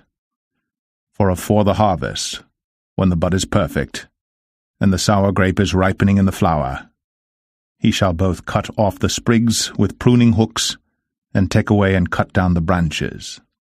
They shall be left together unto the fowls of the mountains, and to the beasts of the earth. And the fowls shall summer upon them, and all the beasts of the earth shall winter upon them. In that time shall the present be brought unto the Lord of hosts, of a people scattered and peeled, and from a people terrible from their beginning hitherto, a nation meted out and trodden under foot, whose land the rivers have spoiled, to the place of the name of the Lord of hosts, the Mount Zion.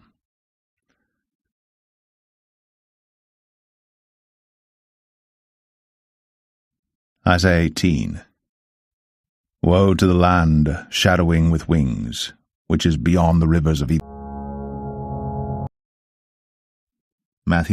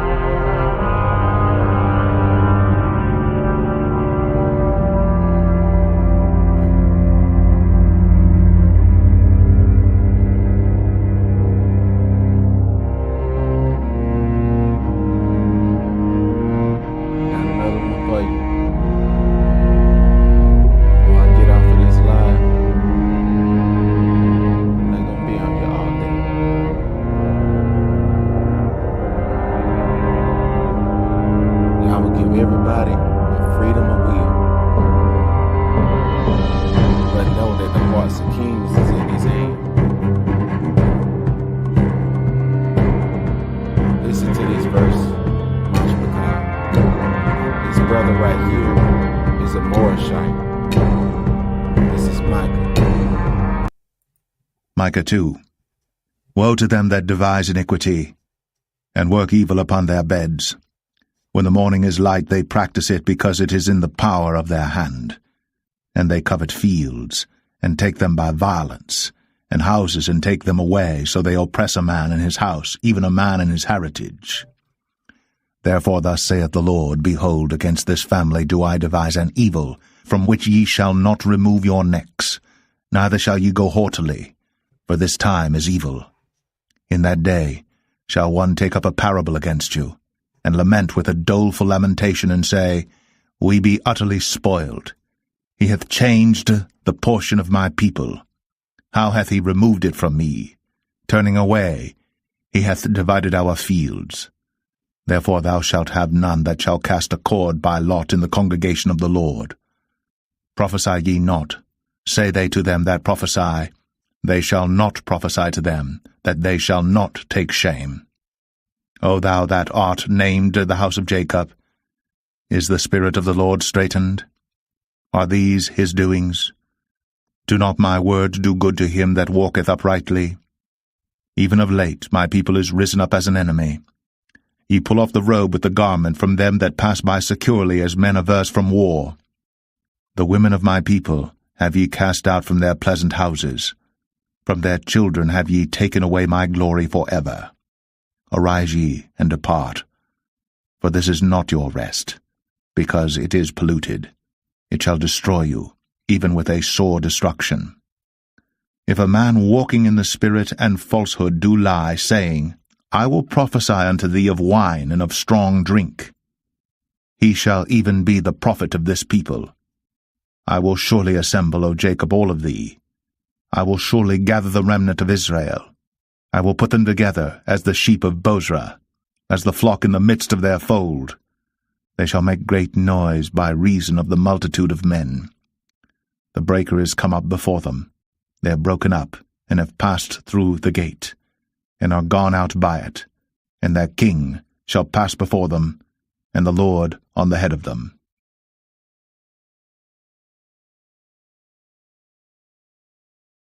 Enrich, Micah 2. purulent. Woe to them that devise iniquity, and work evil upon their beds. When the morning They got rich. Let's go back to Brother Marcel. And I'm going to let y'all see.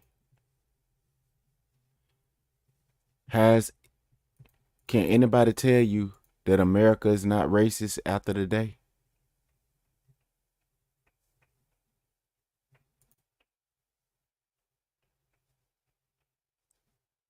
Can anybody tell you that America is not racist after the day? All of the countries of the earth. Nobody can tell you that America is not racist after the day. To all of the countries on the planet of the earth, nobody can tell you that America is not racist after the day.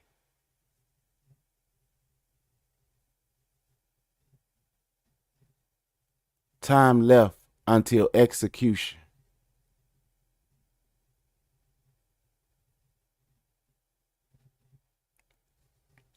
Marcellus Williams is scheduled to be for execution in Missouri on September 24th. Even though there is no reliable evidence proving that he committed the crime for which he was sentenced to death, the state destroyed or corrupted the evidence that could conclusively prove his innocence, and the available DNA and other forensic crime scene evidence does not match him. The DNA and other forensic crime scene evidence does not match him. DNA and other forensic crime scene evidence does not match him. I wish I could speak it in every tone known to man. In Spanish, not, no. In Assyrian, lo. In ancient Hebrew, la. It does not match him. The DNA and other forensic crime scene evidence does not match him.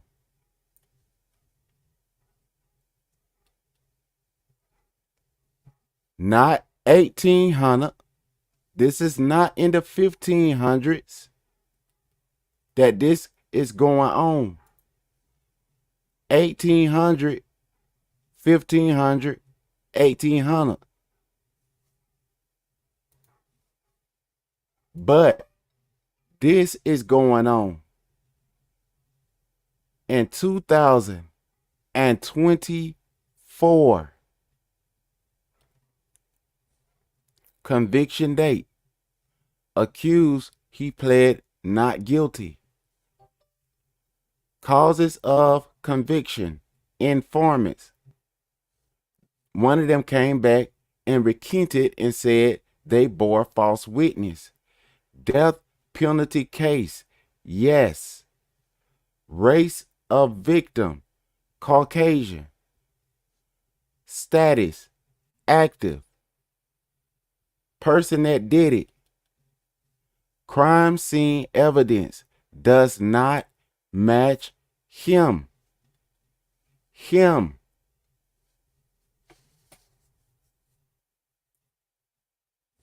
Crime scene evidence does not match him. 8 hours, 48 minutes. Well, 47 minutes coming up.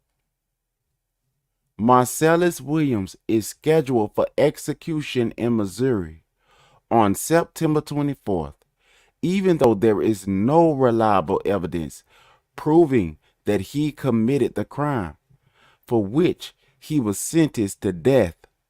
The state, not Marcellus. Marcellus did not do this. Marcellus did not destroy or corrupt the evidence that can conclusively prove his innocence. But it says the state did it. The ones that got him in the prison, the ones that's holding him in the prison, the ones that refuse to allow him to bring this to the attention of the court without being on the death sentence. The state destroyed or corrupted the evidence that could have conclusively proved his innocence. And available DNA that they didn't know about has just popped up out of the blue. Like a poof in the wind, it popped up and now it's available and they won't hear that. DNA and other forensic crime scene evidence does not match him. They've got evidence. And the shoe size of the person that murdered the woman was not his shoe size. The hair that was found does not match his hair. The blood that was found does not match his blood. The fingerprints that was found, if they found any, does not match him. Because they said other people touched on the evidence, but his fingerprints was not on the evidence. The female that came and said that this man left from her, there was his ex, and cheated on her with the lady. He did not cheat on her with that woman. There is no DNA proof that he lay with her. There is no evidence that he touched the knife. There is no evidence that his shoe size is the shoe size that they found on the scene. There is no evidence that this man stabbed her 40-something times to death. The husband said that this man right here should not be put to death. The family of the victim also, along with the husband, said that this man right here should not be put to death. The husband of the woman that died said that this man should not be put to death. The family said that this man should not be put to death. If they gonna do anything, if they gonna open up this case in 2001 and put this man to death because he reopened the case to clear his name and get innocence, put him back on regular prison time. Let him do out his time and do false time in prison for something he didn't do, rather than killing him for something he didn't do. Crime scene evidence does not match him. Particularly when the victim's family believes life without parole is the appropriate sentence. It is not too late for Governor Mike Parson to ensure that Missouri does not take an innocent man's life. You are setting a precedent. The governor should exercise his authority. Now, Mrs. Kamala Harris, and all of y'all that's running for president, this can be y'all time to shine. It is 8 hours, 43 minutes, and seconds left. What are y'all gonna do? Ignore the people that's talking about this? Mike Parson, what are you going to do, sir? Sentence, death.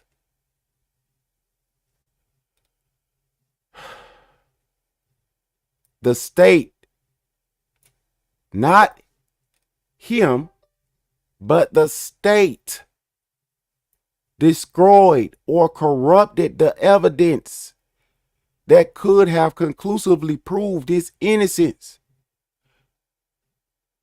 And the available DNA and other forensic crime scene evidence does not match him.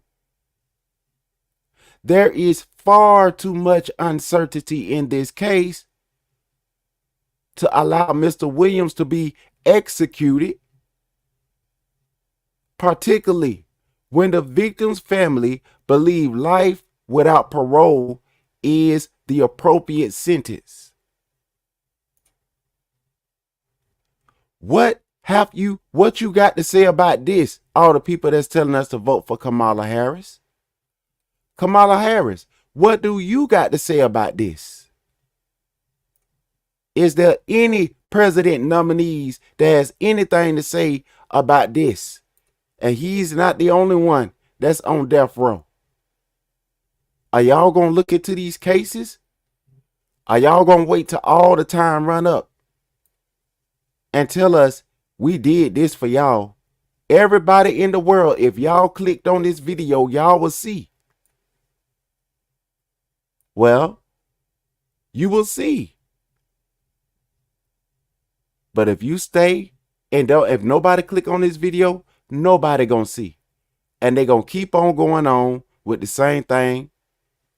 Stop Missouri from executing an innocent man.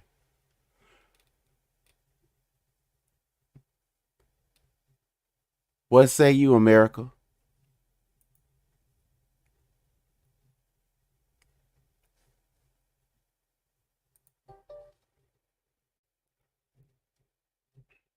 What say you, Alabama? What about all of the activists? What say all of y'all? What about the people that say it's not about race? Is it just about death and destruction? What is it? You gonna let this man die? What are you gonna do, America? You got P. Diddy? You say that you want us to trust the prosecution and stuff to go with him? What about this? Who gonna believe you? What say you about Marcellus Williams? The people that's focused on Diddy. Diddy got to go through a court process. Let's talk about this right here.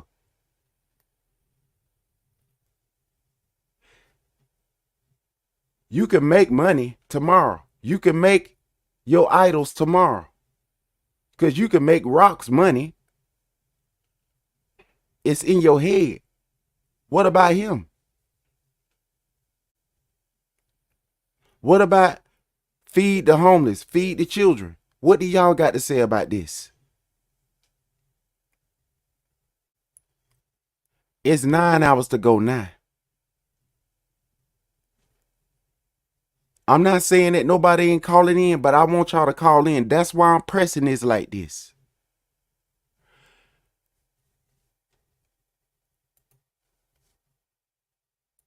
I'm going to go through my timeline and see what do the family got to say about this.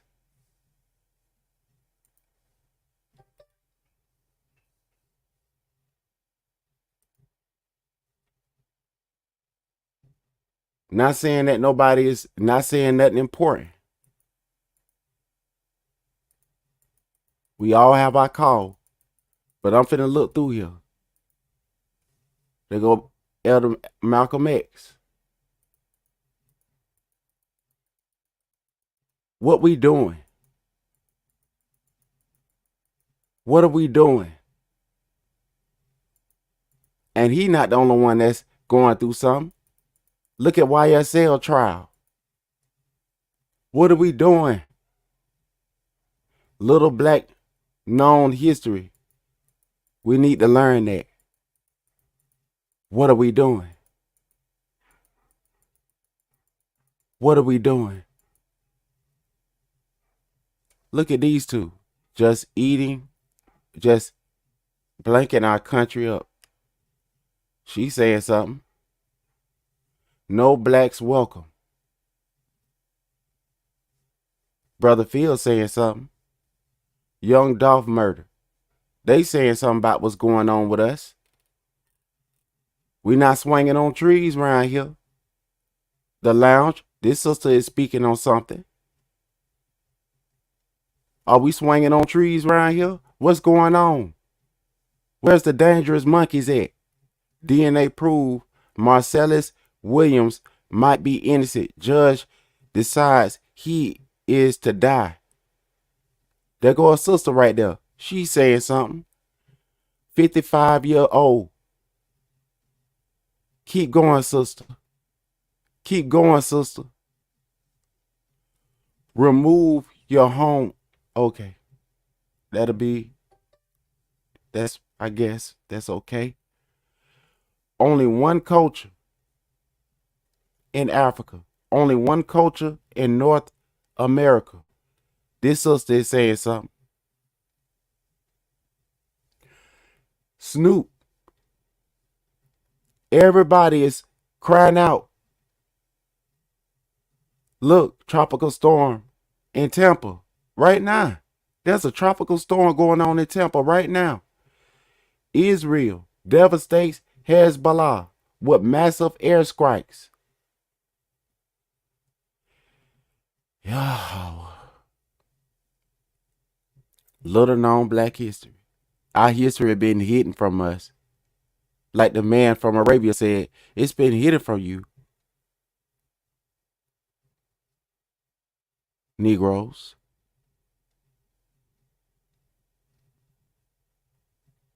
I don't know what they doing. Young Dolph murder suspect, shocking. He trying to help the youth. And they go to news channel, CBS, 3 hours ago. I know I can click in the news station. Brother Phil said that he has a reason why I respect that. Jasmine Crockett. We are all actually under attack. Let's see what this means. All right, before the break, I told you about the dangerous history of a current Republican lie about abortion. It's a subject with which my next guest, the Congresswoman Jasmine Crockett of Texas, is very familiar. Remember, the case for Roe v. Wade in the 1970s began in Texas and in Representative Crockett's current district. Decades later, Texas dismantled that progress by becoming the first state to successfully impose a near-total ban on abortion months before the Dobbs decision was handed down. When Representative Crockett was a state representative, she was directly involved in fighting Texas's draconian abortion laws. Congresswoman Crockett herself joins me now to talk about this and more. Congresswoman, thanks for being here. Lots of things about that debate surprised me, including the brazen lie about this and, of course, people eating pets. But it is effective. Donald Trump says this stuff, and we can prove all we want. I took 8 minutes there to prove that that's not true, but it works for some people. It does. It's really frustrating because we have to fight so many just flat out lies. I think we've been talking about misinformation and disinformation. He knows he's lying. And I appreciate those in social media that have decided to literally make a mockery of him. I mean, there were so many memes that came out and said, on that debate stage, we saw a man be aborted 73 years after he was born, right? It just doesn't happen. We have laws for that. But unfortunately, it reminds me of just kind of the ignorance that typically leads the Republican Party.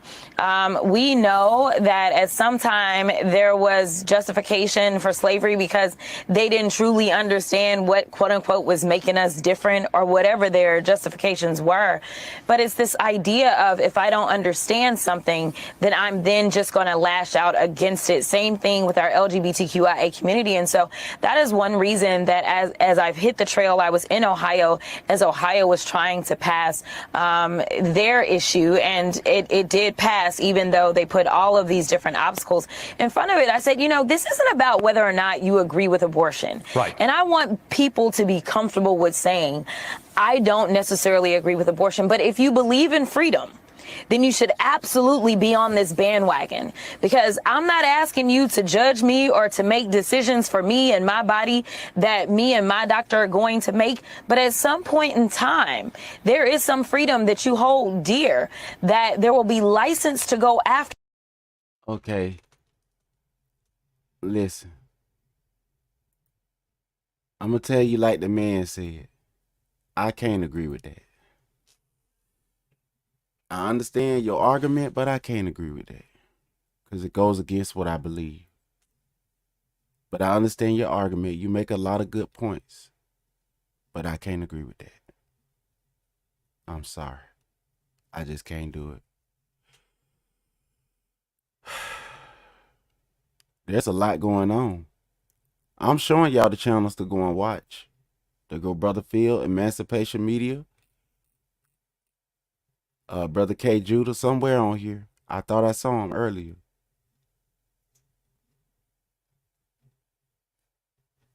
There's a tropical storm going on in Tampa right now. And guess where I stay? In Florida.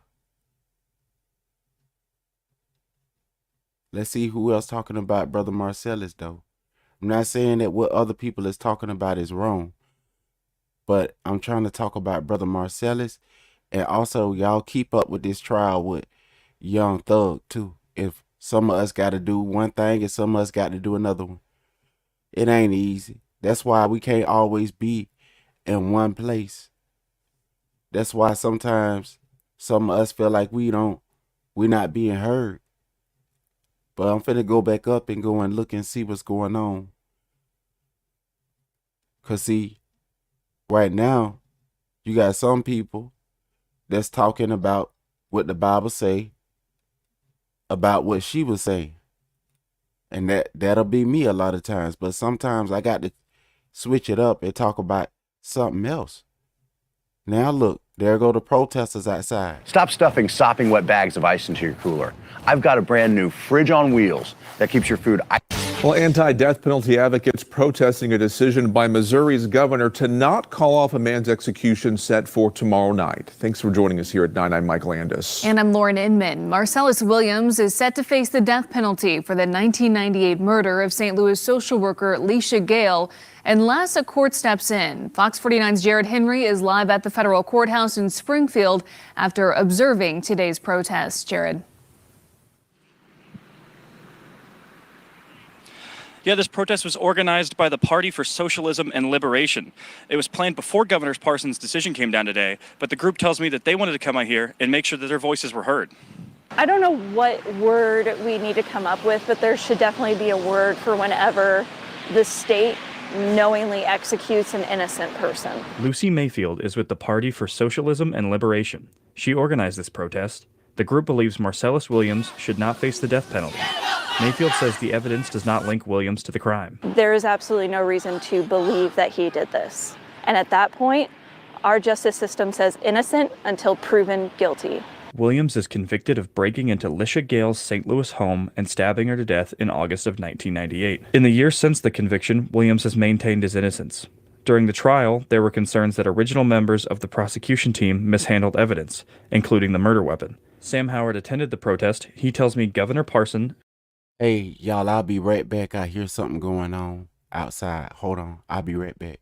...should look at the case closer. Governor Parson should, do his job and, reevaluate his decision on this and make sure that these Missouri circuit courts aren't making decisions based on political bias or their own personal feelings, rather make decisions based on the litany of evidence and new technology that could be used to actually get the truth. Governor Parson released a statement after the decision was made, saying, "Nothing from the real facts of this case have led me to believe in Mr. Williams' innocence.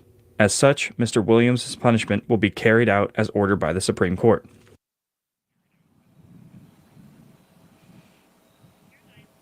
The victim's family has also spoken out against this execution. There will also be another protest held tomorrow in Jefferson City that some of these protesters plan on driving up to go to. Reporting live in Springfield, I'm Jared Henry, Fox 49 News. Stop stuffing sopping wet bags of ice into your cooler. I've got a brand new fridge on wheels that keeps your food ice cold without ever needing ice. It may look like an ordinary cooler, but trust me, you've never seen anything like this. And right here, you can get our introductory pricing by simply clicking the link below. But you can't wait around. The last version of this solar cooler sold out in 24 hours after only a couple of text messages. And that version, it couldn't do half the things this new model can. So when people find out about this futuristic ice chest, there could be a mad rush. So don't wait around for me. Yeah, this protest was organized by the Party for Socialism and Liberation. It was planned before Governor Parson's decision came down today, but the group tells me that they wanted to come out here and make sure that their voices were heard. I don't know what word we need to come up with, but there should definitely be a word for whenever the state knowingly executes an innocent person. Lucy Mayfield is with the Party for Socialism and Liberation. She organized this protest. The group believes Marcellus Williams should not face the death penalty. Mayfield says the evidence does not link Williams to the crime. There is absolutely no reason to believe that he did this. And at that point, our justice system says innocent until proven guilty.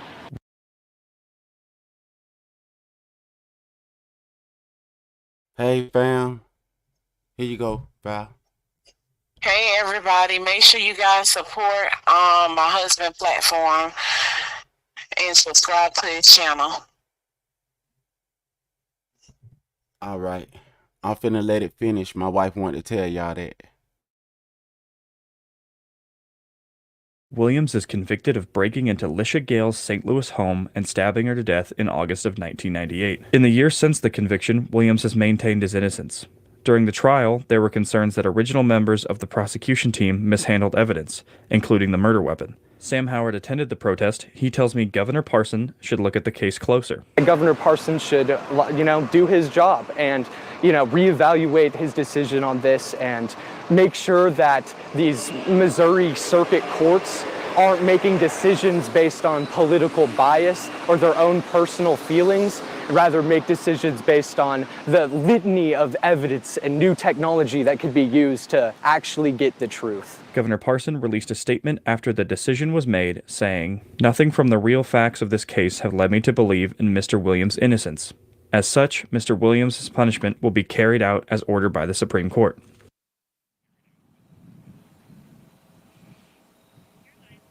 The victim's family has also spoken out against this execution. There will also be another protest held tomorrow in Jefferson City that some of these protesters plan on driving up to go to. Reporting live in Springfield, I'm Jared Henry, Fox 49 News. Stop stuffing sopping wet bags of ice into your cooler. I've got a brand new fridge on wheels that keeps your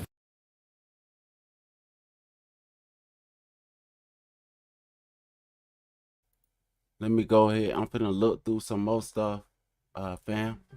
Shalom, Sister Naomi. Thank you for coming. And Sister Coco, thank you for coming earlier. I appreciate the love and support, fam. So I'm just surfing through. We could hear updates. This is one of the Tampa mayor provide update on storm. I'm pretty sure that if the mayor know what's going on, that they're gonna want to speak on this as well. But I'm gonna go to that later and check on it, and then I'll be back on there. But I'm trying to see what the mayor of so let me click in there. Let's see what the mayor, did the mayor say anything yet? Now, Missouri execution of Marcellus, the person that came, the congresswoman came and spoke. That was the congresswoman that came that spoke on this one. All right. And so the governor state to carry out execution of Marcellus. I'm telling y'all some good news channels. KSDK News. I got to put up Brother Field African Diaspora News channel. For news. And I told y'all about the other channels that y'all can go and glean the word from, Brother K. Judah and them. And if you want to find their channels, all you got to do is go through my on my page, and you will see all of their channels. But here go the news channels. Missouri execution of Marcellus Williams. 13 more in 24 minutes ago. So this was recorded 24 minutes ago. They jumped on it and they responded promptly. This one was recorded 17 hours ago. They jumped on it quick. I don't know if they're going to give any updates. Some Fox News is really trying to get this out here. This was 2 hours ago. I heard about it through the brother that I first shared. I can't Indisputable. I heard it from him, and I heard it from the Real News Network first. And the third one, the third one I heard it from, they have never given me any problems. They believe in freedom of speech, I reckon, because they have not bothered my page. So right here, this is Missouri governor and state Supreme Court both refuse to halt the execution. Let's go on here and see what this elderly woman from humankind, from Japhet, which is our cousin in them. Japhet is our cousin in them. Let's see what they got to say. Hey everyone, so the team decided to do a fun competition. If you're able to make a donation today, even if it's just a few dollars, and if you're selected, then Governor Tim Walz and I get to meet you in person on the road. Since launching this campaign, we've seen tremendous momentum on the campaign trail, and this truly is a people-powered movement. So to say thank you, we are personally inviting one lucky supporter and a friend to an all-expenses-paid trip to meet us in person. Chip in any amount to power your fight for the future, and thank you. She didn't mention nothing about the death row. We have breaking news update. The state of Missouri will carry out the execution of Marcellus Williams tomorrow. Marcellus Williams is the convicted murderer of the 1998 killing of Felicia Gale. In a news release, Governor Parsons says he did not. Remember, this was 17 hours ago, so that was yesterday when they brought it out. They felt like it was important that they speak about this because they are a news network and they are covering what's going on in America. Just like all of the other brothers and sisters is covering things that's going on in America. I'm affiliated with Brother Phil Scott, Brother Kate Judah. I'm affiliated with y'all. So if y'all say something or not, I know that y'all understand and y'all is pushing that this right here be done. I'm just trying to rally all the mashpaka around on this right here. Let's pray about this. Here we go. Not grant clemency because, quote, the facts are Mr. Williams has been found guilty, not by the governor's office, but by a jury of his peers and upheld by the courts. Joe McLean has the arguments from the courtroom when the issue went before the Missouri Supreme Court today. Joe? Williams' attorneys claimed a prospective juror was dismissed during jury selection more than 20 years ago because he was a young black man. He said he struck a juror in part because he was a young black man with glasses. That is unacceptable. We cannot stand for that. Just because we're hearing about it 1 month before an execution date doesn't mean that it's too late. Attorneys for the state pushed back, saying the lower court did not breach Williams' constitutional right to a trial by jury of his peers. Not only is that a mischaracterization, you can't even draw an inference from this record that it was race-based. And it isn't drawing an inference, it's proving it by clear and convincing evidence. They didn't prove it by any evidence, certainly not clear and convincing. Attorneys also discussed DNA evidence found on the knife used in the fatal stabbing, tested after Williams' conviction in the early 2000s. It revealed DNA matching one of the investigators, not Williams. The lower court said because Williams was not convicted based on that evidence, it's not enough reason to retry the case. Still, even the original prosecutor on the case, Wesley Bell, who's now the Democratic candidate for Missouri's 1st Congressional District, filed a memo with the court urging for a reversal of the sentence. The case has garnered widespread public attention, including from the Innocence Project and other justice advocacy organizations. Michelle Smith co-founded Missourians to Abolish the Death Penalty. She was in the courtroom as arguments were made Monday morning. He has had his rights violated and has not gotten the due process that he should have over these 20 plus years, and it continued today. Tech billionaire Richard Branson also bought a full-page ad in the Kansas City Star newspaper calling for Governor Parson to take action. The Missouri Supreme Court made 2 decisions in that case, one to overrule a motion to exonerate Marcellus Williams and another to deny a motion to stop the execution. Williams is set to be executed at 6 p.m. tomorrow. So we're coming to the finish line. We're leading in the polls and we're doing well. Let's see what whatever Donald you Trump can do to help us out in terms. Let's see what Donald Trump, if he gonna mention it. Now, they pre-record these, so I don't know what Donald Trump gonna say about this. We'll see if they say anything about this. I hope that they jump on the ball and say something about this before the deadline, before the execution. But let's listen at what Mr. Donald Trump got to say. Let's see if he mentions it. But okay, we'll see. Let's see. In terms of the MAGA movement is very important. So whatever you can contribute, but only if you can afford to contribute. Do not give anything if you can't afford it. You got to take care of yourself and you got to make sure you're going to be good and strong for the future. But if you can, it will be helpful. And they have a lot of money, the Democrats. They don't have good policy. They don't have good anything, including, by the way, a candidate. But they have a lot of money. So whatever you can do would be helpful, and we appreciate it. We're going to win, and we're going to win big, and it's going to be one of the biggest wins, I think, in the history of our country. It's the most important day, November 5th, the most important day in the history of our country. I think that's what it's going to go down as. And I wish you all a lot of luck, and get out and make sure you vote and get all your friends and vote. And we're going to have a big shocker coming up, and we're going to turn our country around. We're going to make America great again. Thank you very much, everybody.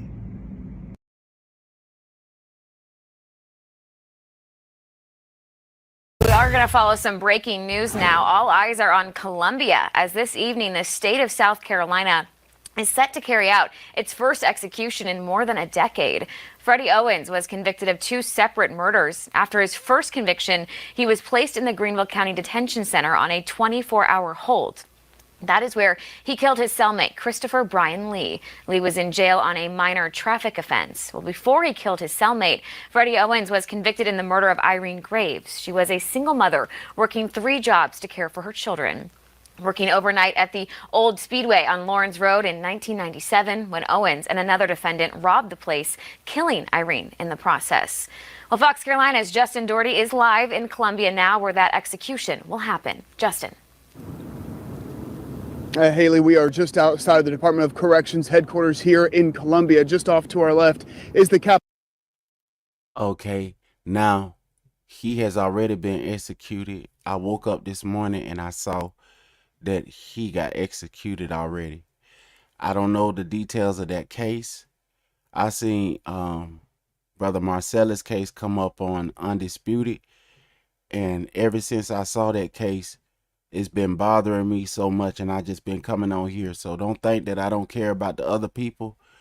What I'm saying is that this need to be resolved, period. That's why I said hold the death penalties is what I'm requesting. Hold all the death things, just hold off on everything, and let us look into this case right here with Brother Marcellus. And while y'all looking into the case with Brother Marcellus, maybe the other people would have had evidence that they would have got in the time when y'all trying to figure out Marcellus, and y'all could have handled those that were in the process of going through like it's doing with Marcellus. Because, I mean, it's nothing more than like 9 hours. Y'all could have waited that out. It's 9 hours. And I think that it should stop right here. I think the clock should stop. And they should say that we're reopening the case. Because we know it's the right thing to do. No matter if who was late, no matter if who was tardy, or anything. I know that people be tardy and late on work. But this is not just being tardy on work and being fined 50 cents or being on unemployment. This is somebody about to be dead. So they say they found more evidence. I'm asking that y'all please reopen this case. Please stop this clock from going so that he won't die before y'all look inside of the evidence to see what's really going on. Mr. Mike Parson, Governor Mike Parson, can you please look into this case, sir? Can you please stop this from happening so that the attorney can present the information to the state? The judge and them, they said that the information, if it's reviewed, could stop this. I don't understand why this is still going.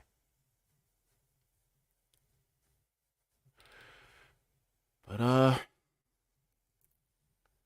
I'll let them finish on what they saying about what happened on this one. Capital Punishment Facility, where that execution will be carried out this evening. Within the next few hours, Freddie Owens will have his final meal here in Columbia and then taken to that chamber for that sentence to be carried out.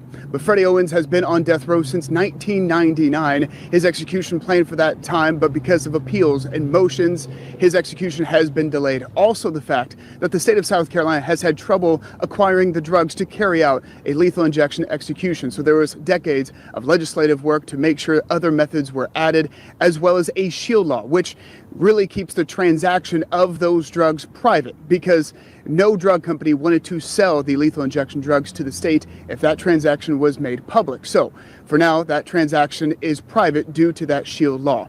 But again, as you mentioned, this execution will be the state's first in more than a decade. 2011 was the last time this sentence was carried out. But Freddie Owens has been convicted of murder in Greenville County on Irene Graves, a 41-year-old single mom with 3 kids. Then prosecutors say in a 24-hour holding period from that conviction to his sentencing, he killed his cellmate, Christopher Brian Lee.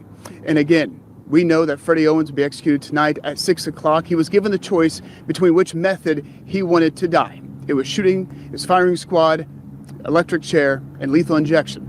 He gave that power over to his attorneys to allow them to choose for him, and they decided he will die by lethal injection. Now, all of this comes after yesterday when his attorneys filed a last-second motion with a sworn statement from his co-defendant at the time, Stephen Golden, who said that Freddie Owens wasn't even present at the time of that crime. But the Supreme Court ruled yesterday evening they will not delay his execution any further. They denied that motion. His attorneys then releasing a statement saying that the state of South Carolina will execute a man for a crime that he did not commit. But we were able to sit down with the sheriff at the time of that crime, retired Greenville County Sheriff Johnny Mack Brown, and we asked him if he is confident that Freddie Owens is the person responsible for this crime, and he said he has no doubt. I don't regret anything that that we did to that investigation, because my guys and girls investigated it. There's no question that the evidence pointed to him as the guilty person. So I'm comfortable with that case, and there was nothing in the appeals that I could see or could hear or knew about that he had any reason to get a new trial.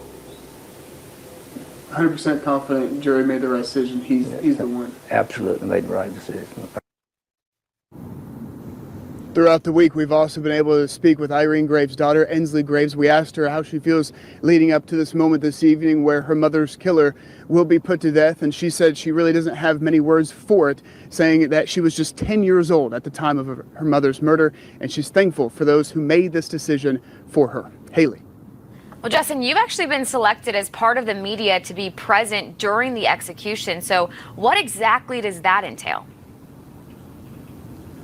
Well, there will be a number of people there inside that capital punishment facility. I will be one of them. I've been selected as one of 3 media witnesses, myself, the Associated Press, as well as a local print outlet. But according to state law, there are 3 media representatives there inside that chamber for accountability, as well as representatives of the public. And so that is according to state law. I've been selected as the electronic local media. And so wherever that crime is committed, the local media there from that area will be there inside to represent the public and again for accountability, as well as who else will be in the chamber there this evening. We also know that the warden will be there, a representative from the Greenville County Sheriff's Office, a representative from the South Carolina Law Enforcement Division, and the warden. We know that religious leaders will be there as well, and the defense attorneys. And we have been able to speak with Irene Graves' family. We know that her daughter will not be there to witness that execution, but her daughter does tell us that her husband and her brother will be there to witness this. In Columbia, Justin Dory, Fox Carolina News. Thank you, Justin. Of course, we will continue to bring you coverage on this all afternoon long. Be sure to download our free Fox Carolina News app for those updates and to get notifications sent straight to your phone. You can do that by heading to the App Store or Google Play and searching Fox Carolina News.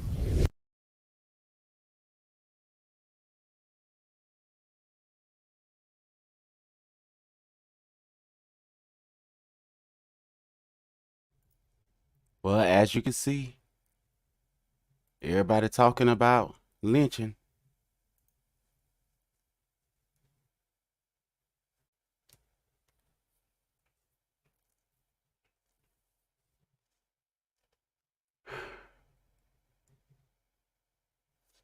I don't know what else to tell you, fam. All I could do is tell you to hope and pray.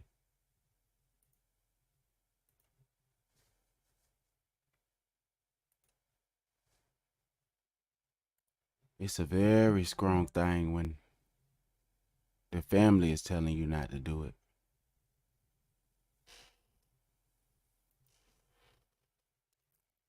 And it's done anyway.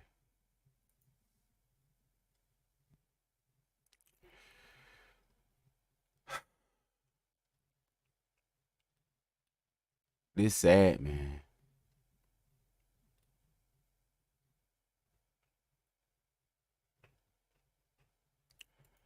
Who else marching?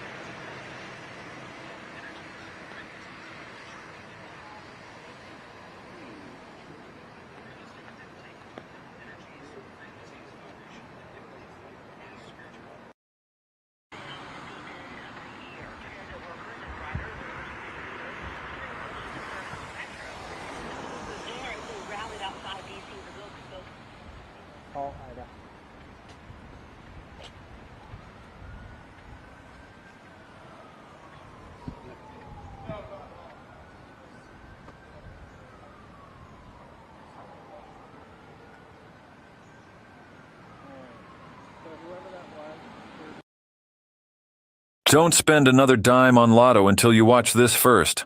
A math genius just released a video explaining the last-ditch efforts to save Marcellus Williams' life. A group against the death penalty plans to deliver more than 1 million. This is Brother Marcellus' son that's going to speak.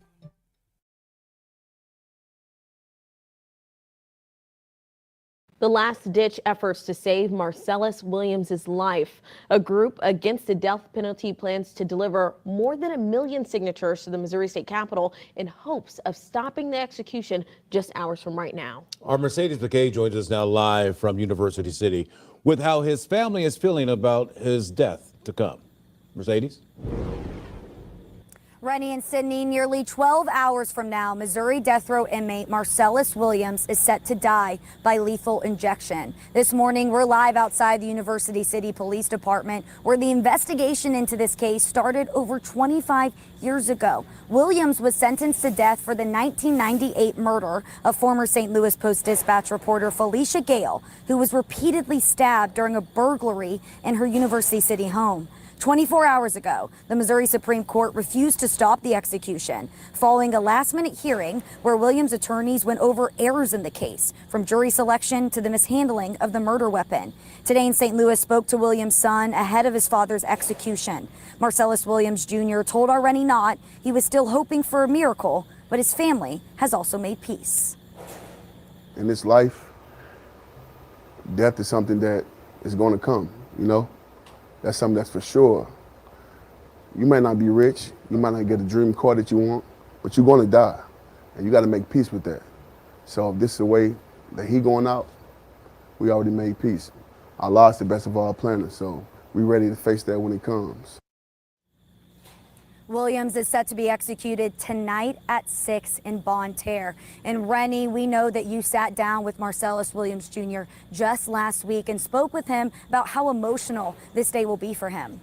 He was surprisingly very calm during our interview back on Friday and spoke about growing up and his dad being there for him before he went off to prison. But even at that time, they kept in touch with one another over the years. He will be there tonight for the execution. He says him and his dad are at peace with the results. Thank you, Mercedes. Plus. Despite a call for clemency, Marcellus Williams' execution is set to move forward.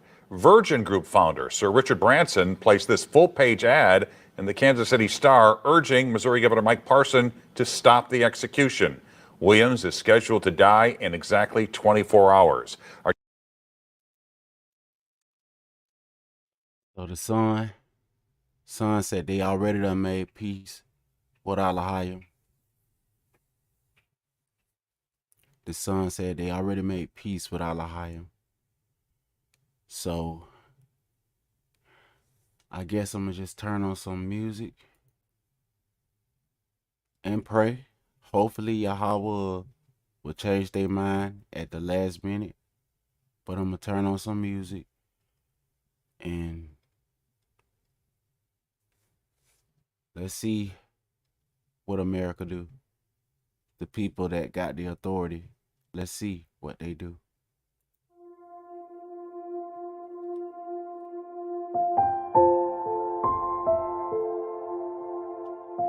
And shalom to you, Sister Natalie. I saw you. Shalom to you, brother Monster Moshe. Shalom, Sister Naomi. And shalom, Sister Coco.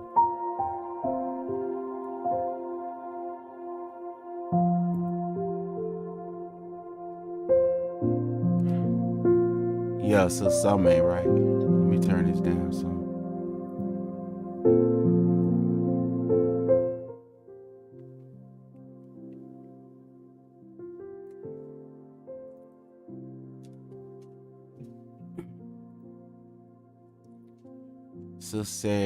Sister Natalie said, something is not right with Williams or the case. And SC, praying still for both families. I pray they would not give up. It's my prayer too, sister.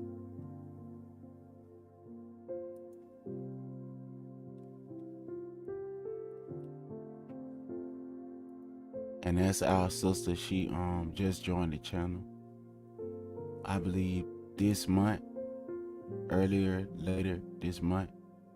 She's been following the YSL case. I think she's a public attorney, a state attorney or something like that. And she been following the Jeffrey Williams case. And a lot of that in that case ain't going right either, you know. Yahweh forbid that.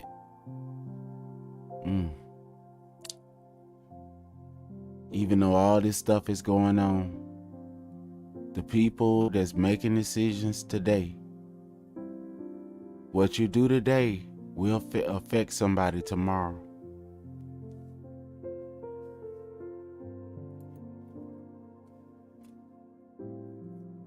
So family, how we treat each other today will affect what'll happen with us tomorrow.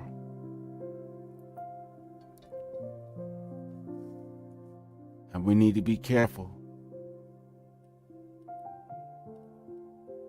that we always treat people how we would want to be treated.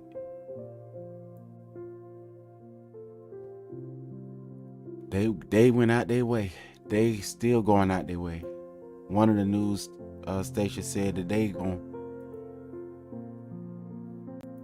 gon' do this.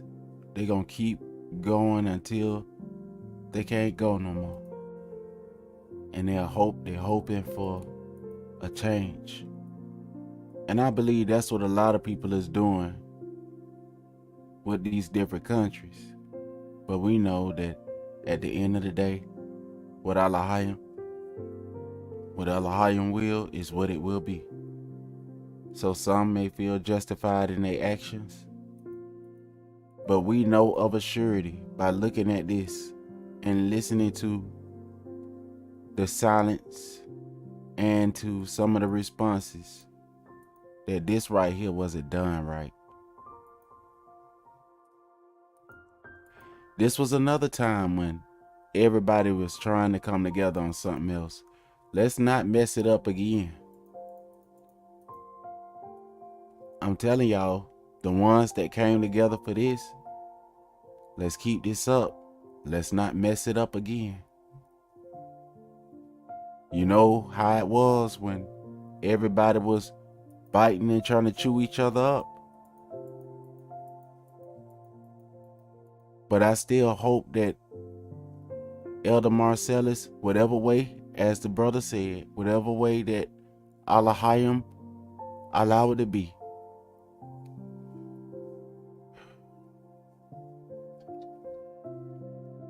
and that was what the brother said. And brother, I agree with you in prayer with that.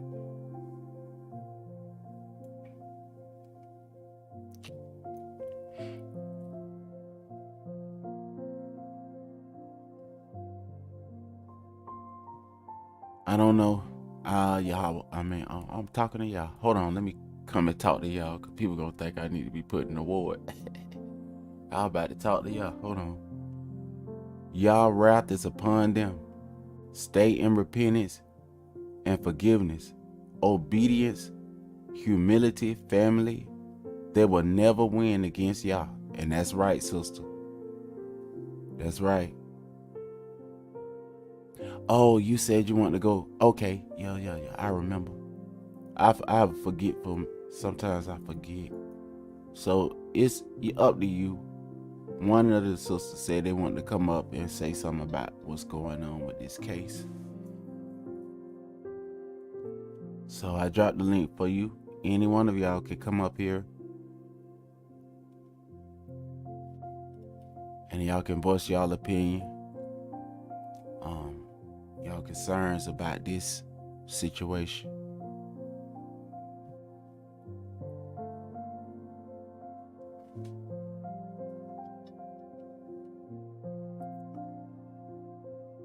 Yep. But that made me feel better. The brother said that they prayed about it, and whatever Allahim allowed, that's what he accept. And that remind me of the 3 Hebrew boys. They was willing to die. So even if the fire would have burnt them up, they were still willing to die. They know that Allahim told them not to bow down to that statue.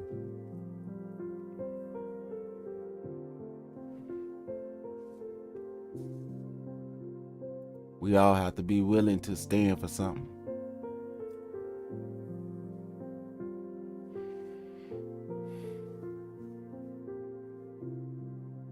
If you ain't standing for nothing now, get to standing for something.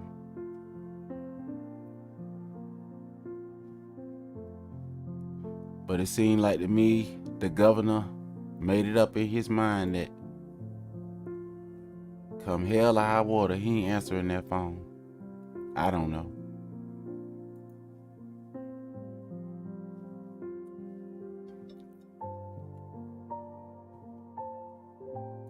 Everybody gonna remember this day.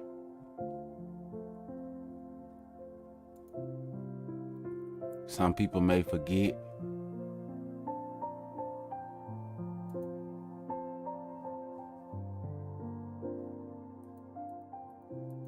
No matter what decision they make.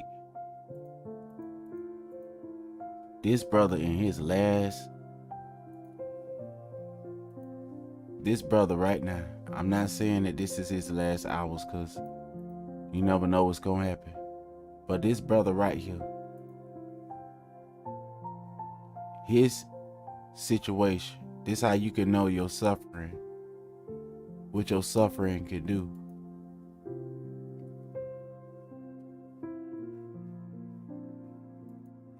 Hopefully it have helped some people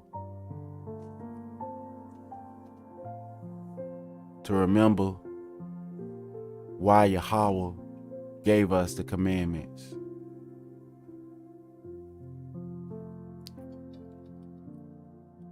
We know that the scriptures say that he gonna destroy the earth when he return. It's in the Bible. Many people say they gonna fly up to heaven when they die. Many people say you turn into an angel when you die.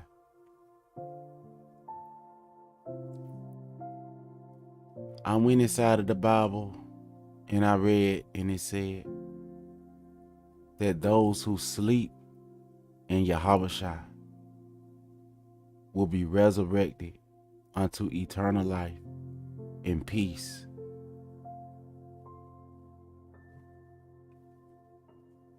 At his return.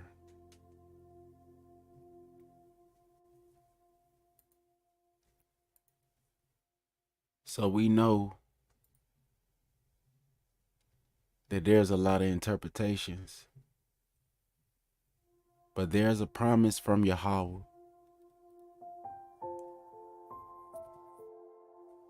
inside of the Katab. Some don't believe in resurrection. Even during the time of Hamashiach, many did not believe in the resurrection, and some did.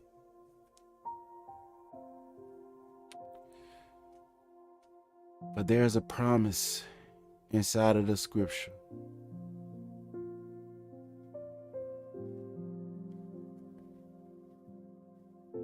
of an eternal kingdom.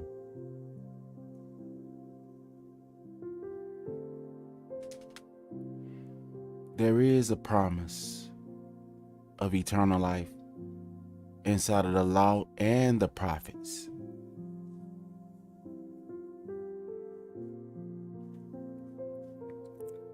Hamashiach, who is our hope, he said, Barack, not Obama. Barack are they. He didn't say, he wasn't calling Barack Obama phone number. He said, Barack are they who hope in Yahweh.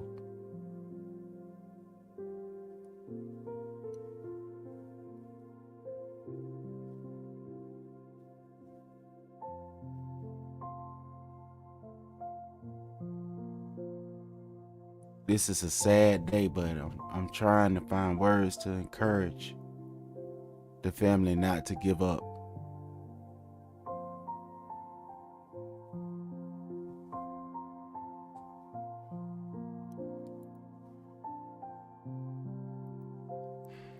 I haven't heard anything from the president. Let me see if any of the presidents, because it seemed like the governor is busy with something. Let's see. KRG, CG, they talking about it. Family. So everybody that's talking about this execution, that's a news station.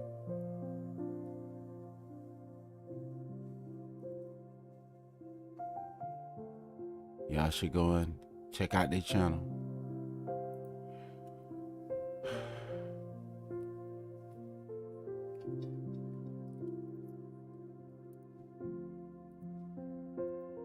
Okay. So let me go and click back in now. I think this right here,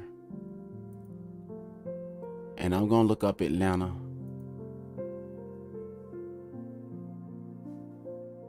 But let's see this one here. Supreme Court today rejected an 11th hour appeal for Marcellus Williams, the St. Louis death row inmate, now just 20 hours from his scheduled execution. By day's end, the lawyers had petitioned the United States Supreme Court for a delay in carrying out the death penalty, asserting that Williams' trial prosecutor, Keith Larner, had admitted during an August evidentiary hearing to making a constitutional error of racial bias during jury selection a quarter-century ago. Court documents indicate that at least part of the reason Larner used a preemptory strike against a prospective juror was because, like Marcellus Williams, he was a black man. The co-director of Missourians to Abolish the Death Penalty says Larner's confession was offensive to hear. You know, again, he was very loud and out front with these assumptions, with these biases, with these racial prejudice. He spoke them clearly, loudly, and he saw nothing wrong with them. In a unanimous decision, the court says the lawyers working for Williams failed to demonstrate his actual innocence or any constitutional error that undermines the confidence in the judgment of the original criminal trial. Williams' attorneys then filed a new appeal with the Missouri Eastern District Court of Appeals regarding unconstitutional racial bias that was rejected. The governor has often said that his decisions are made in light of what the victim's family want. And in those past cases, the victim's family has expressed the want for an execution. But now the victim's family has expressed a want not to have an execution. Attorneys for Williams also have argued his innocence based on mishandling of DNA evidence and the knife tying Williams to the crime. So far this year, 2 people have been executed in Missouri. Williams is scheduled for execution tomorrow at 6 p.m. This news is funded by viewers. Oh, there go the mother right there. I call her mother. Hold on, y'all. Look, before the mother say something, I want to tell y'all something. You remember the other guy that was arguing on the stand? He said that he was actually trying to throw them a bone. So he wasn't trying to accuse. And for that right there, I apologize for that if I came off wrong. And I probably did come off wrong the other day, because this is bad. This is very bad. And I apologize to anybody that I offended. But I really think that this shouldn't happen.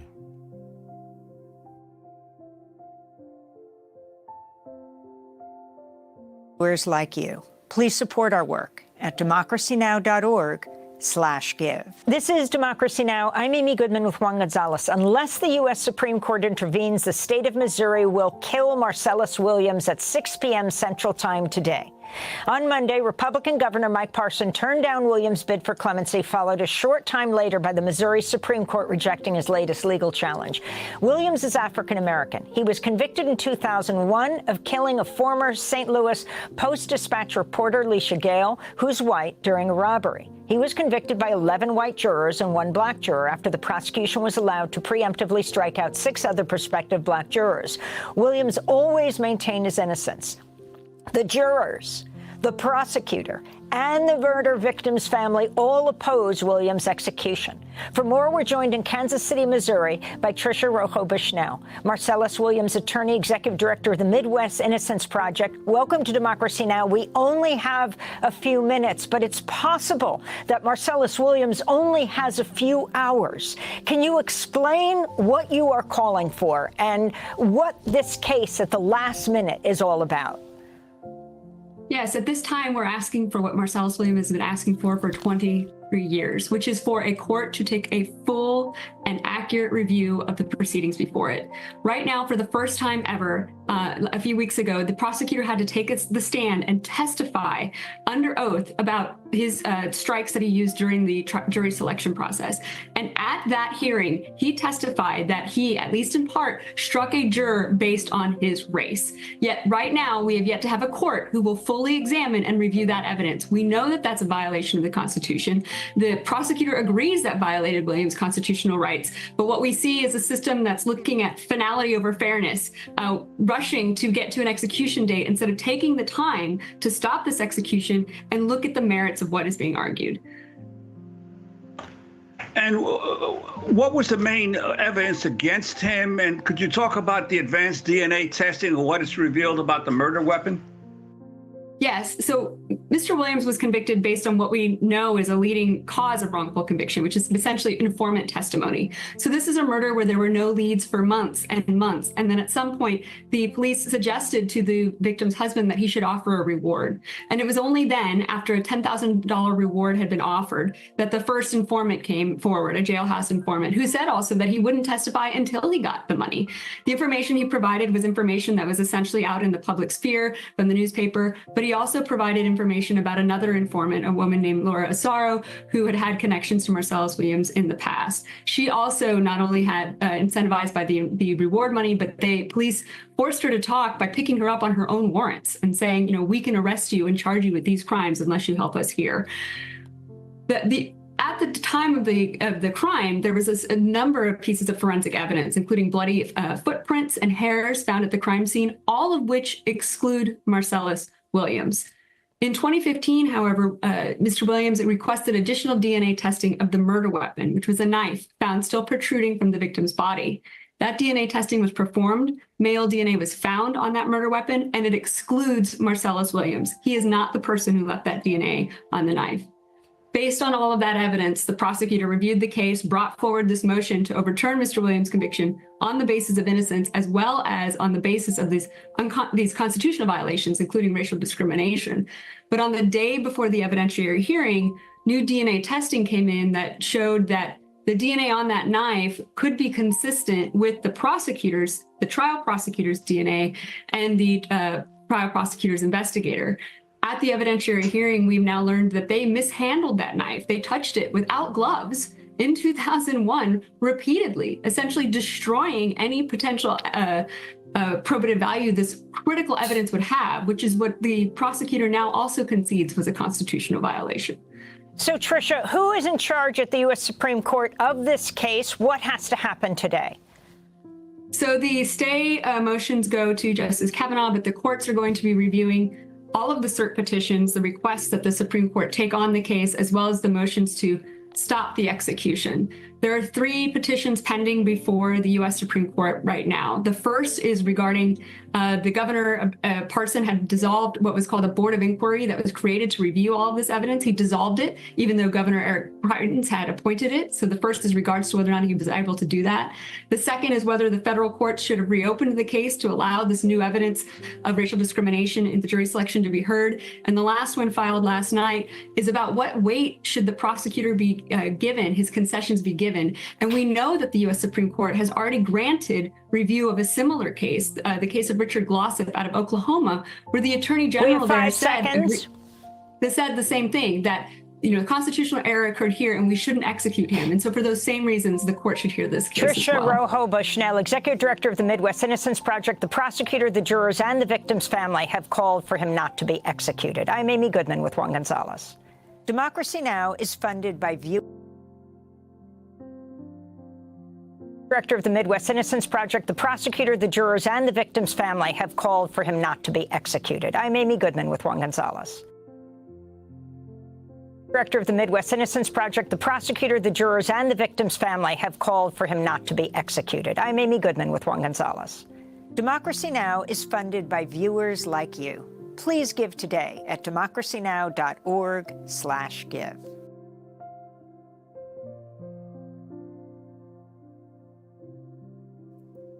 So everybody calling for it not to happen. The prosecutor, I believe the judges and the jurors, the family, everybody is calling for this not to happen. So we'll see. We'll see. Family, I don't think that I can stand the wait. So I don't know.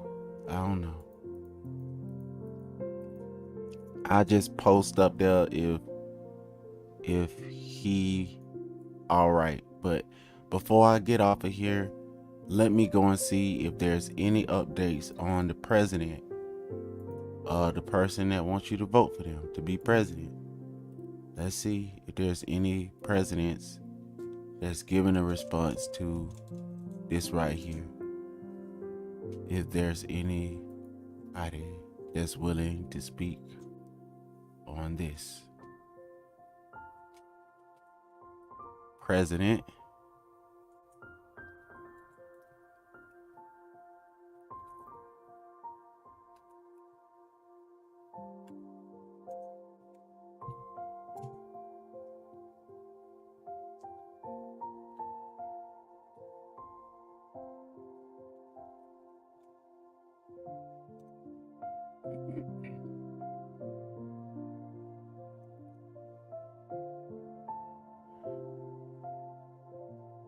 Matter of fact, I'll let y'all see as I go down so y'all can see it for yourself.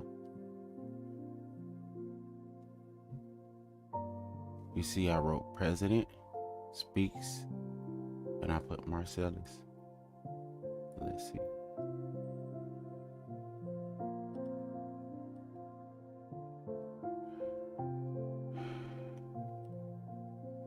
I don't know what happened.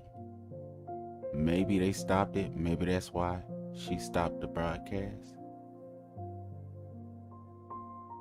Marcellus Williams Jr. is hoping for a miracle ahead of his father's execution. I think we should leave it with the brother, what the brother got to say. And if the president addresses this, would you be interested in collecting 5-figure paychecks for a few hours of work, helping me in your spare time from home? convicted of killing St. Louis Post-Dispatch reporter Felicia Gale back in 1998. St. Louis County prosecutor Wesley Bell is asking the court to send the case back to court, claiming new evidence of innocence and alleged racial bias in jury selection. Williams is set to die by lethal injection tomorrow at 6 p.m. This morning, we hear from Marcellus Williams, Jr. I sat down with him to discuss the case. And this isn't the first time that his father has come close to his execution date. And Marcellus Jr. says he is ready for whatever the latest outcome will be. How does hope apply to where you are right now in life? Like, I hope a miracle happens, you know what I'm saying? I hope it's, all I wish is to free my father from abundant enslavement and spare his life. What would you say to the Supreme Court if you had the opportunity to testify on behalf of your dad? I would try to make them see that this is a murder on their behalf, and this is wrong, you know? And I believe my father is truly innocent, and they need to take a closer look. Have you allowed yourself to even get to Tuesday right now? Yeah, I already put it inside my body that I would be a witness to it, to the execution. I'm gonna stand there firm and show my dad he's not alone if this what it comes to. And I'm ready for it. My mindset, my spirit, strong. Like, I'm doing this for my dad. It's bigger than me. So for me to be there in that time, if it comes to that, it's like an honor. Where I'm gonna see him off. So if this is the way that he going out, we already made peace. Has he said that to you, that he's made peace? Multiple times. It's not even just making peace. It's like, this is a natural way of life. You're going to die. Marcellus Jr. told me he is now working with at-risk kids in South City and using his father's story to deter kids from taking the wrong path in life.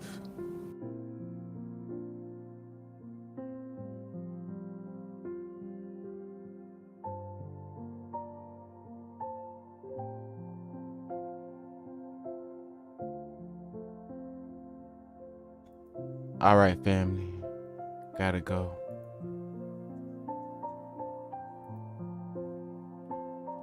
Now there's a sheriff that killed him. I got to go. All right, family. Shalom. Keep y'all eyes on the prize. I'm gonna let the Bible read before we go. I can't let it stay with that. I didn't even know that was gonna happen. So I'm gonna let the Bible read, and then I'm finna go. The words of Messiah. And keep these words in your heart, family. Shalom. After this is done, then I'll drop off. So I'm going to say to you all, Shalom. Matthew 25. Then shall the kingdom of heaven be likened unto 10 virgins, which took their lamps, and went forth to meet the bridegroom. And 5 of them were wise, and 5 were foolish. They that were foolish took their lamps, and took no oil with them. But the wise took oil in their vessels with their lamps. While the bridegroom tarried, they all slumbered and slept. And at midnight there was a cry made, Behold, the bridegroom cometh, go ye out to meet him. Then all those virgins arose, and trimmed their lamps. And the foolish said unto the wise, Give us of your oil, for our lamps are gone out. But the wise answered, saying, Not so, lest there be not enough for us and you. But go ye rather to them that sell, and buy for yourselves. And while they went to buy, the bridegroom came, and they that were ready went in with him to the marriage, and the door was shut. Afterward came also the other virgins, saying, Lord, Lord, open to us. But he answered and said, Verily I say unto you, I know you not. Watch therefore, for ye know neither the day nor the hour wherein the Son of Man cometh. For the kingdom of heaven is as a man travelling into a far country, who called his own servants, and delivered unto them his goods. And unto one he gave 5 talents, to another 2, and to another 1, to every man according to his several ability, and straightway took his journey. Then he that had received the 5 talents went and traded with the same, and made them other 5 talents. And likewise he that had received 2, he also gained other 2. But he that had received 1 went and digged in the earth, and hid his Lord's money. After a long time, the Lord of those servants cometh, and reckoneth with them. And so he that had received 5 talents came, and brought other 5 talents, saying, Lord, thou deliverest unto me 5 talents. Behold, I have gained beside them 5 talents more. His Lord said unto him, Well done, thou good and faithful servant. Thou hast been faithful over a few things. I will make thee ruler over many things. Enter thou into the joy of thy Lord. He also that had received 2 talents came and said, Lord, thou deliverest unto me 2 talents. Behold, I have gained 2 other talents beside them. His Lord said unto him, Well done, good and faithful servant. Thou hast been faithful over a few things. I will make thee ruler over many things. Enter thou into the joy of thy Lord. Then he which had received the 1 talent came and said, Lord, I knew thee that thou art an hard man, reaping where thou hast not sown, and gathering where thou hast not strawed. And I was afraid, and went, and hid thy talent in the earth. Lo, there thou hast that is thine. His Lord answered and said unto him, Thou wicked and slothful servant, thou knewest that I reap where I sowed not, and gather where I have not strawed. Thou oughtest therefore to have put my money to the exchangers, and then at my coming I should have received mine own with usury. Take therefore the talent from him, and give it unto him which hath 10 talents. For unto every one that hath shall be given, and he shall have abundance. But from him that hath not shall be taken away even that which he hath. And cast ye the unprofitable servant into outer darkness. There shall be weeping and gnashing of teeth. When the Son of Man shall come in his glory, and all the holy angels with him, then shall he sit upon the throne of his glory. And before him shall be gathered all nations, and he shall separate them one from another, as a shepherd divideth his sheep from the goats. And he shall set the sheep on his right hand, but the goats on the left. Then shall the king say unto them on his right hand, Come, ye blessed of my Father, inherit the kingdom prepared for you from the foundation of the world. For I was an hungered, and ye gave me meat. I was thirsty, and ye gave me drink. I was a stranger, and ye took me in. Naked, and ye clothed me. I was sick, and ye visited me. I was in prison, and ye came unto me. Then shall the righteous answer him, saying, Lord, when saw we thee an hungered, and fed thee, or thirsty, and gave thee drink? When saw we thee a stranger, and took thee in, or naked, and clothed thee? Or when saw we thee sick, or in prison, and came unto thee? And the king shall answer and say unto them, Verily I say unto you, inasmuch as ye have done it unto one of the least of these my brethren, ye have done it unto me. Then shall he say also unto them on the left hand, Depart from me, ye cursed, into everlasting fire, prepared for the devil and his angels. For I was an hungered, and ye gave me no meat. I was thirsty, and ye gave me no drink. I was a stranger, and ye took me not in. Naked, and ye clothed me not. Sick, and in prison, and ye visited me not. Then shall they also answer him, saying, Lord, when saw we thee an hungered, or athirst, or a stranger, or naked, or sick, or in prison, and did not minister unto thee? Then shall he answer them, saying, Verily I say unto you, inasmuch as ye did it not to one of the least of these, ye did it not to me. And these shall go away into everlasting punishment, but the righteous into life eternal.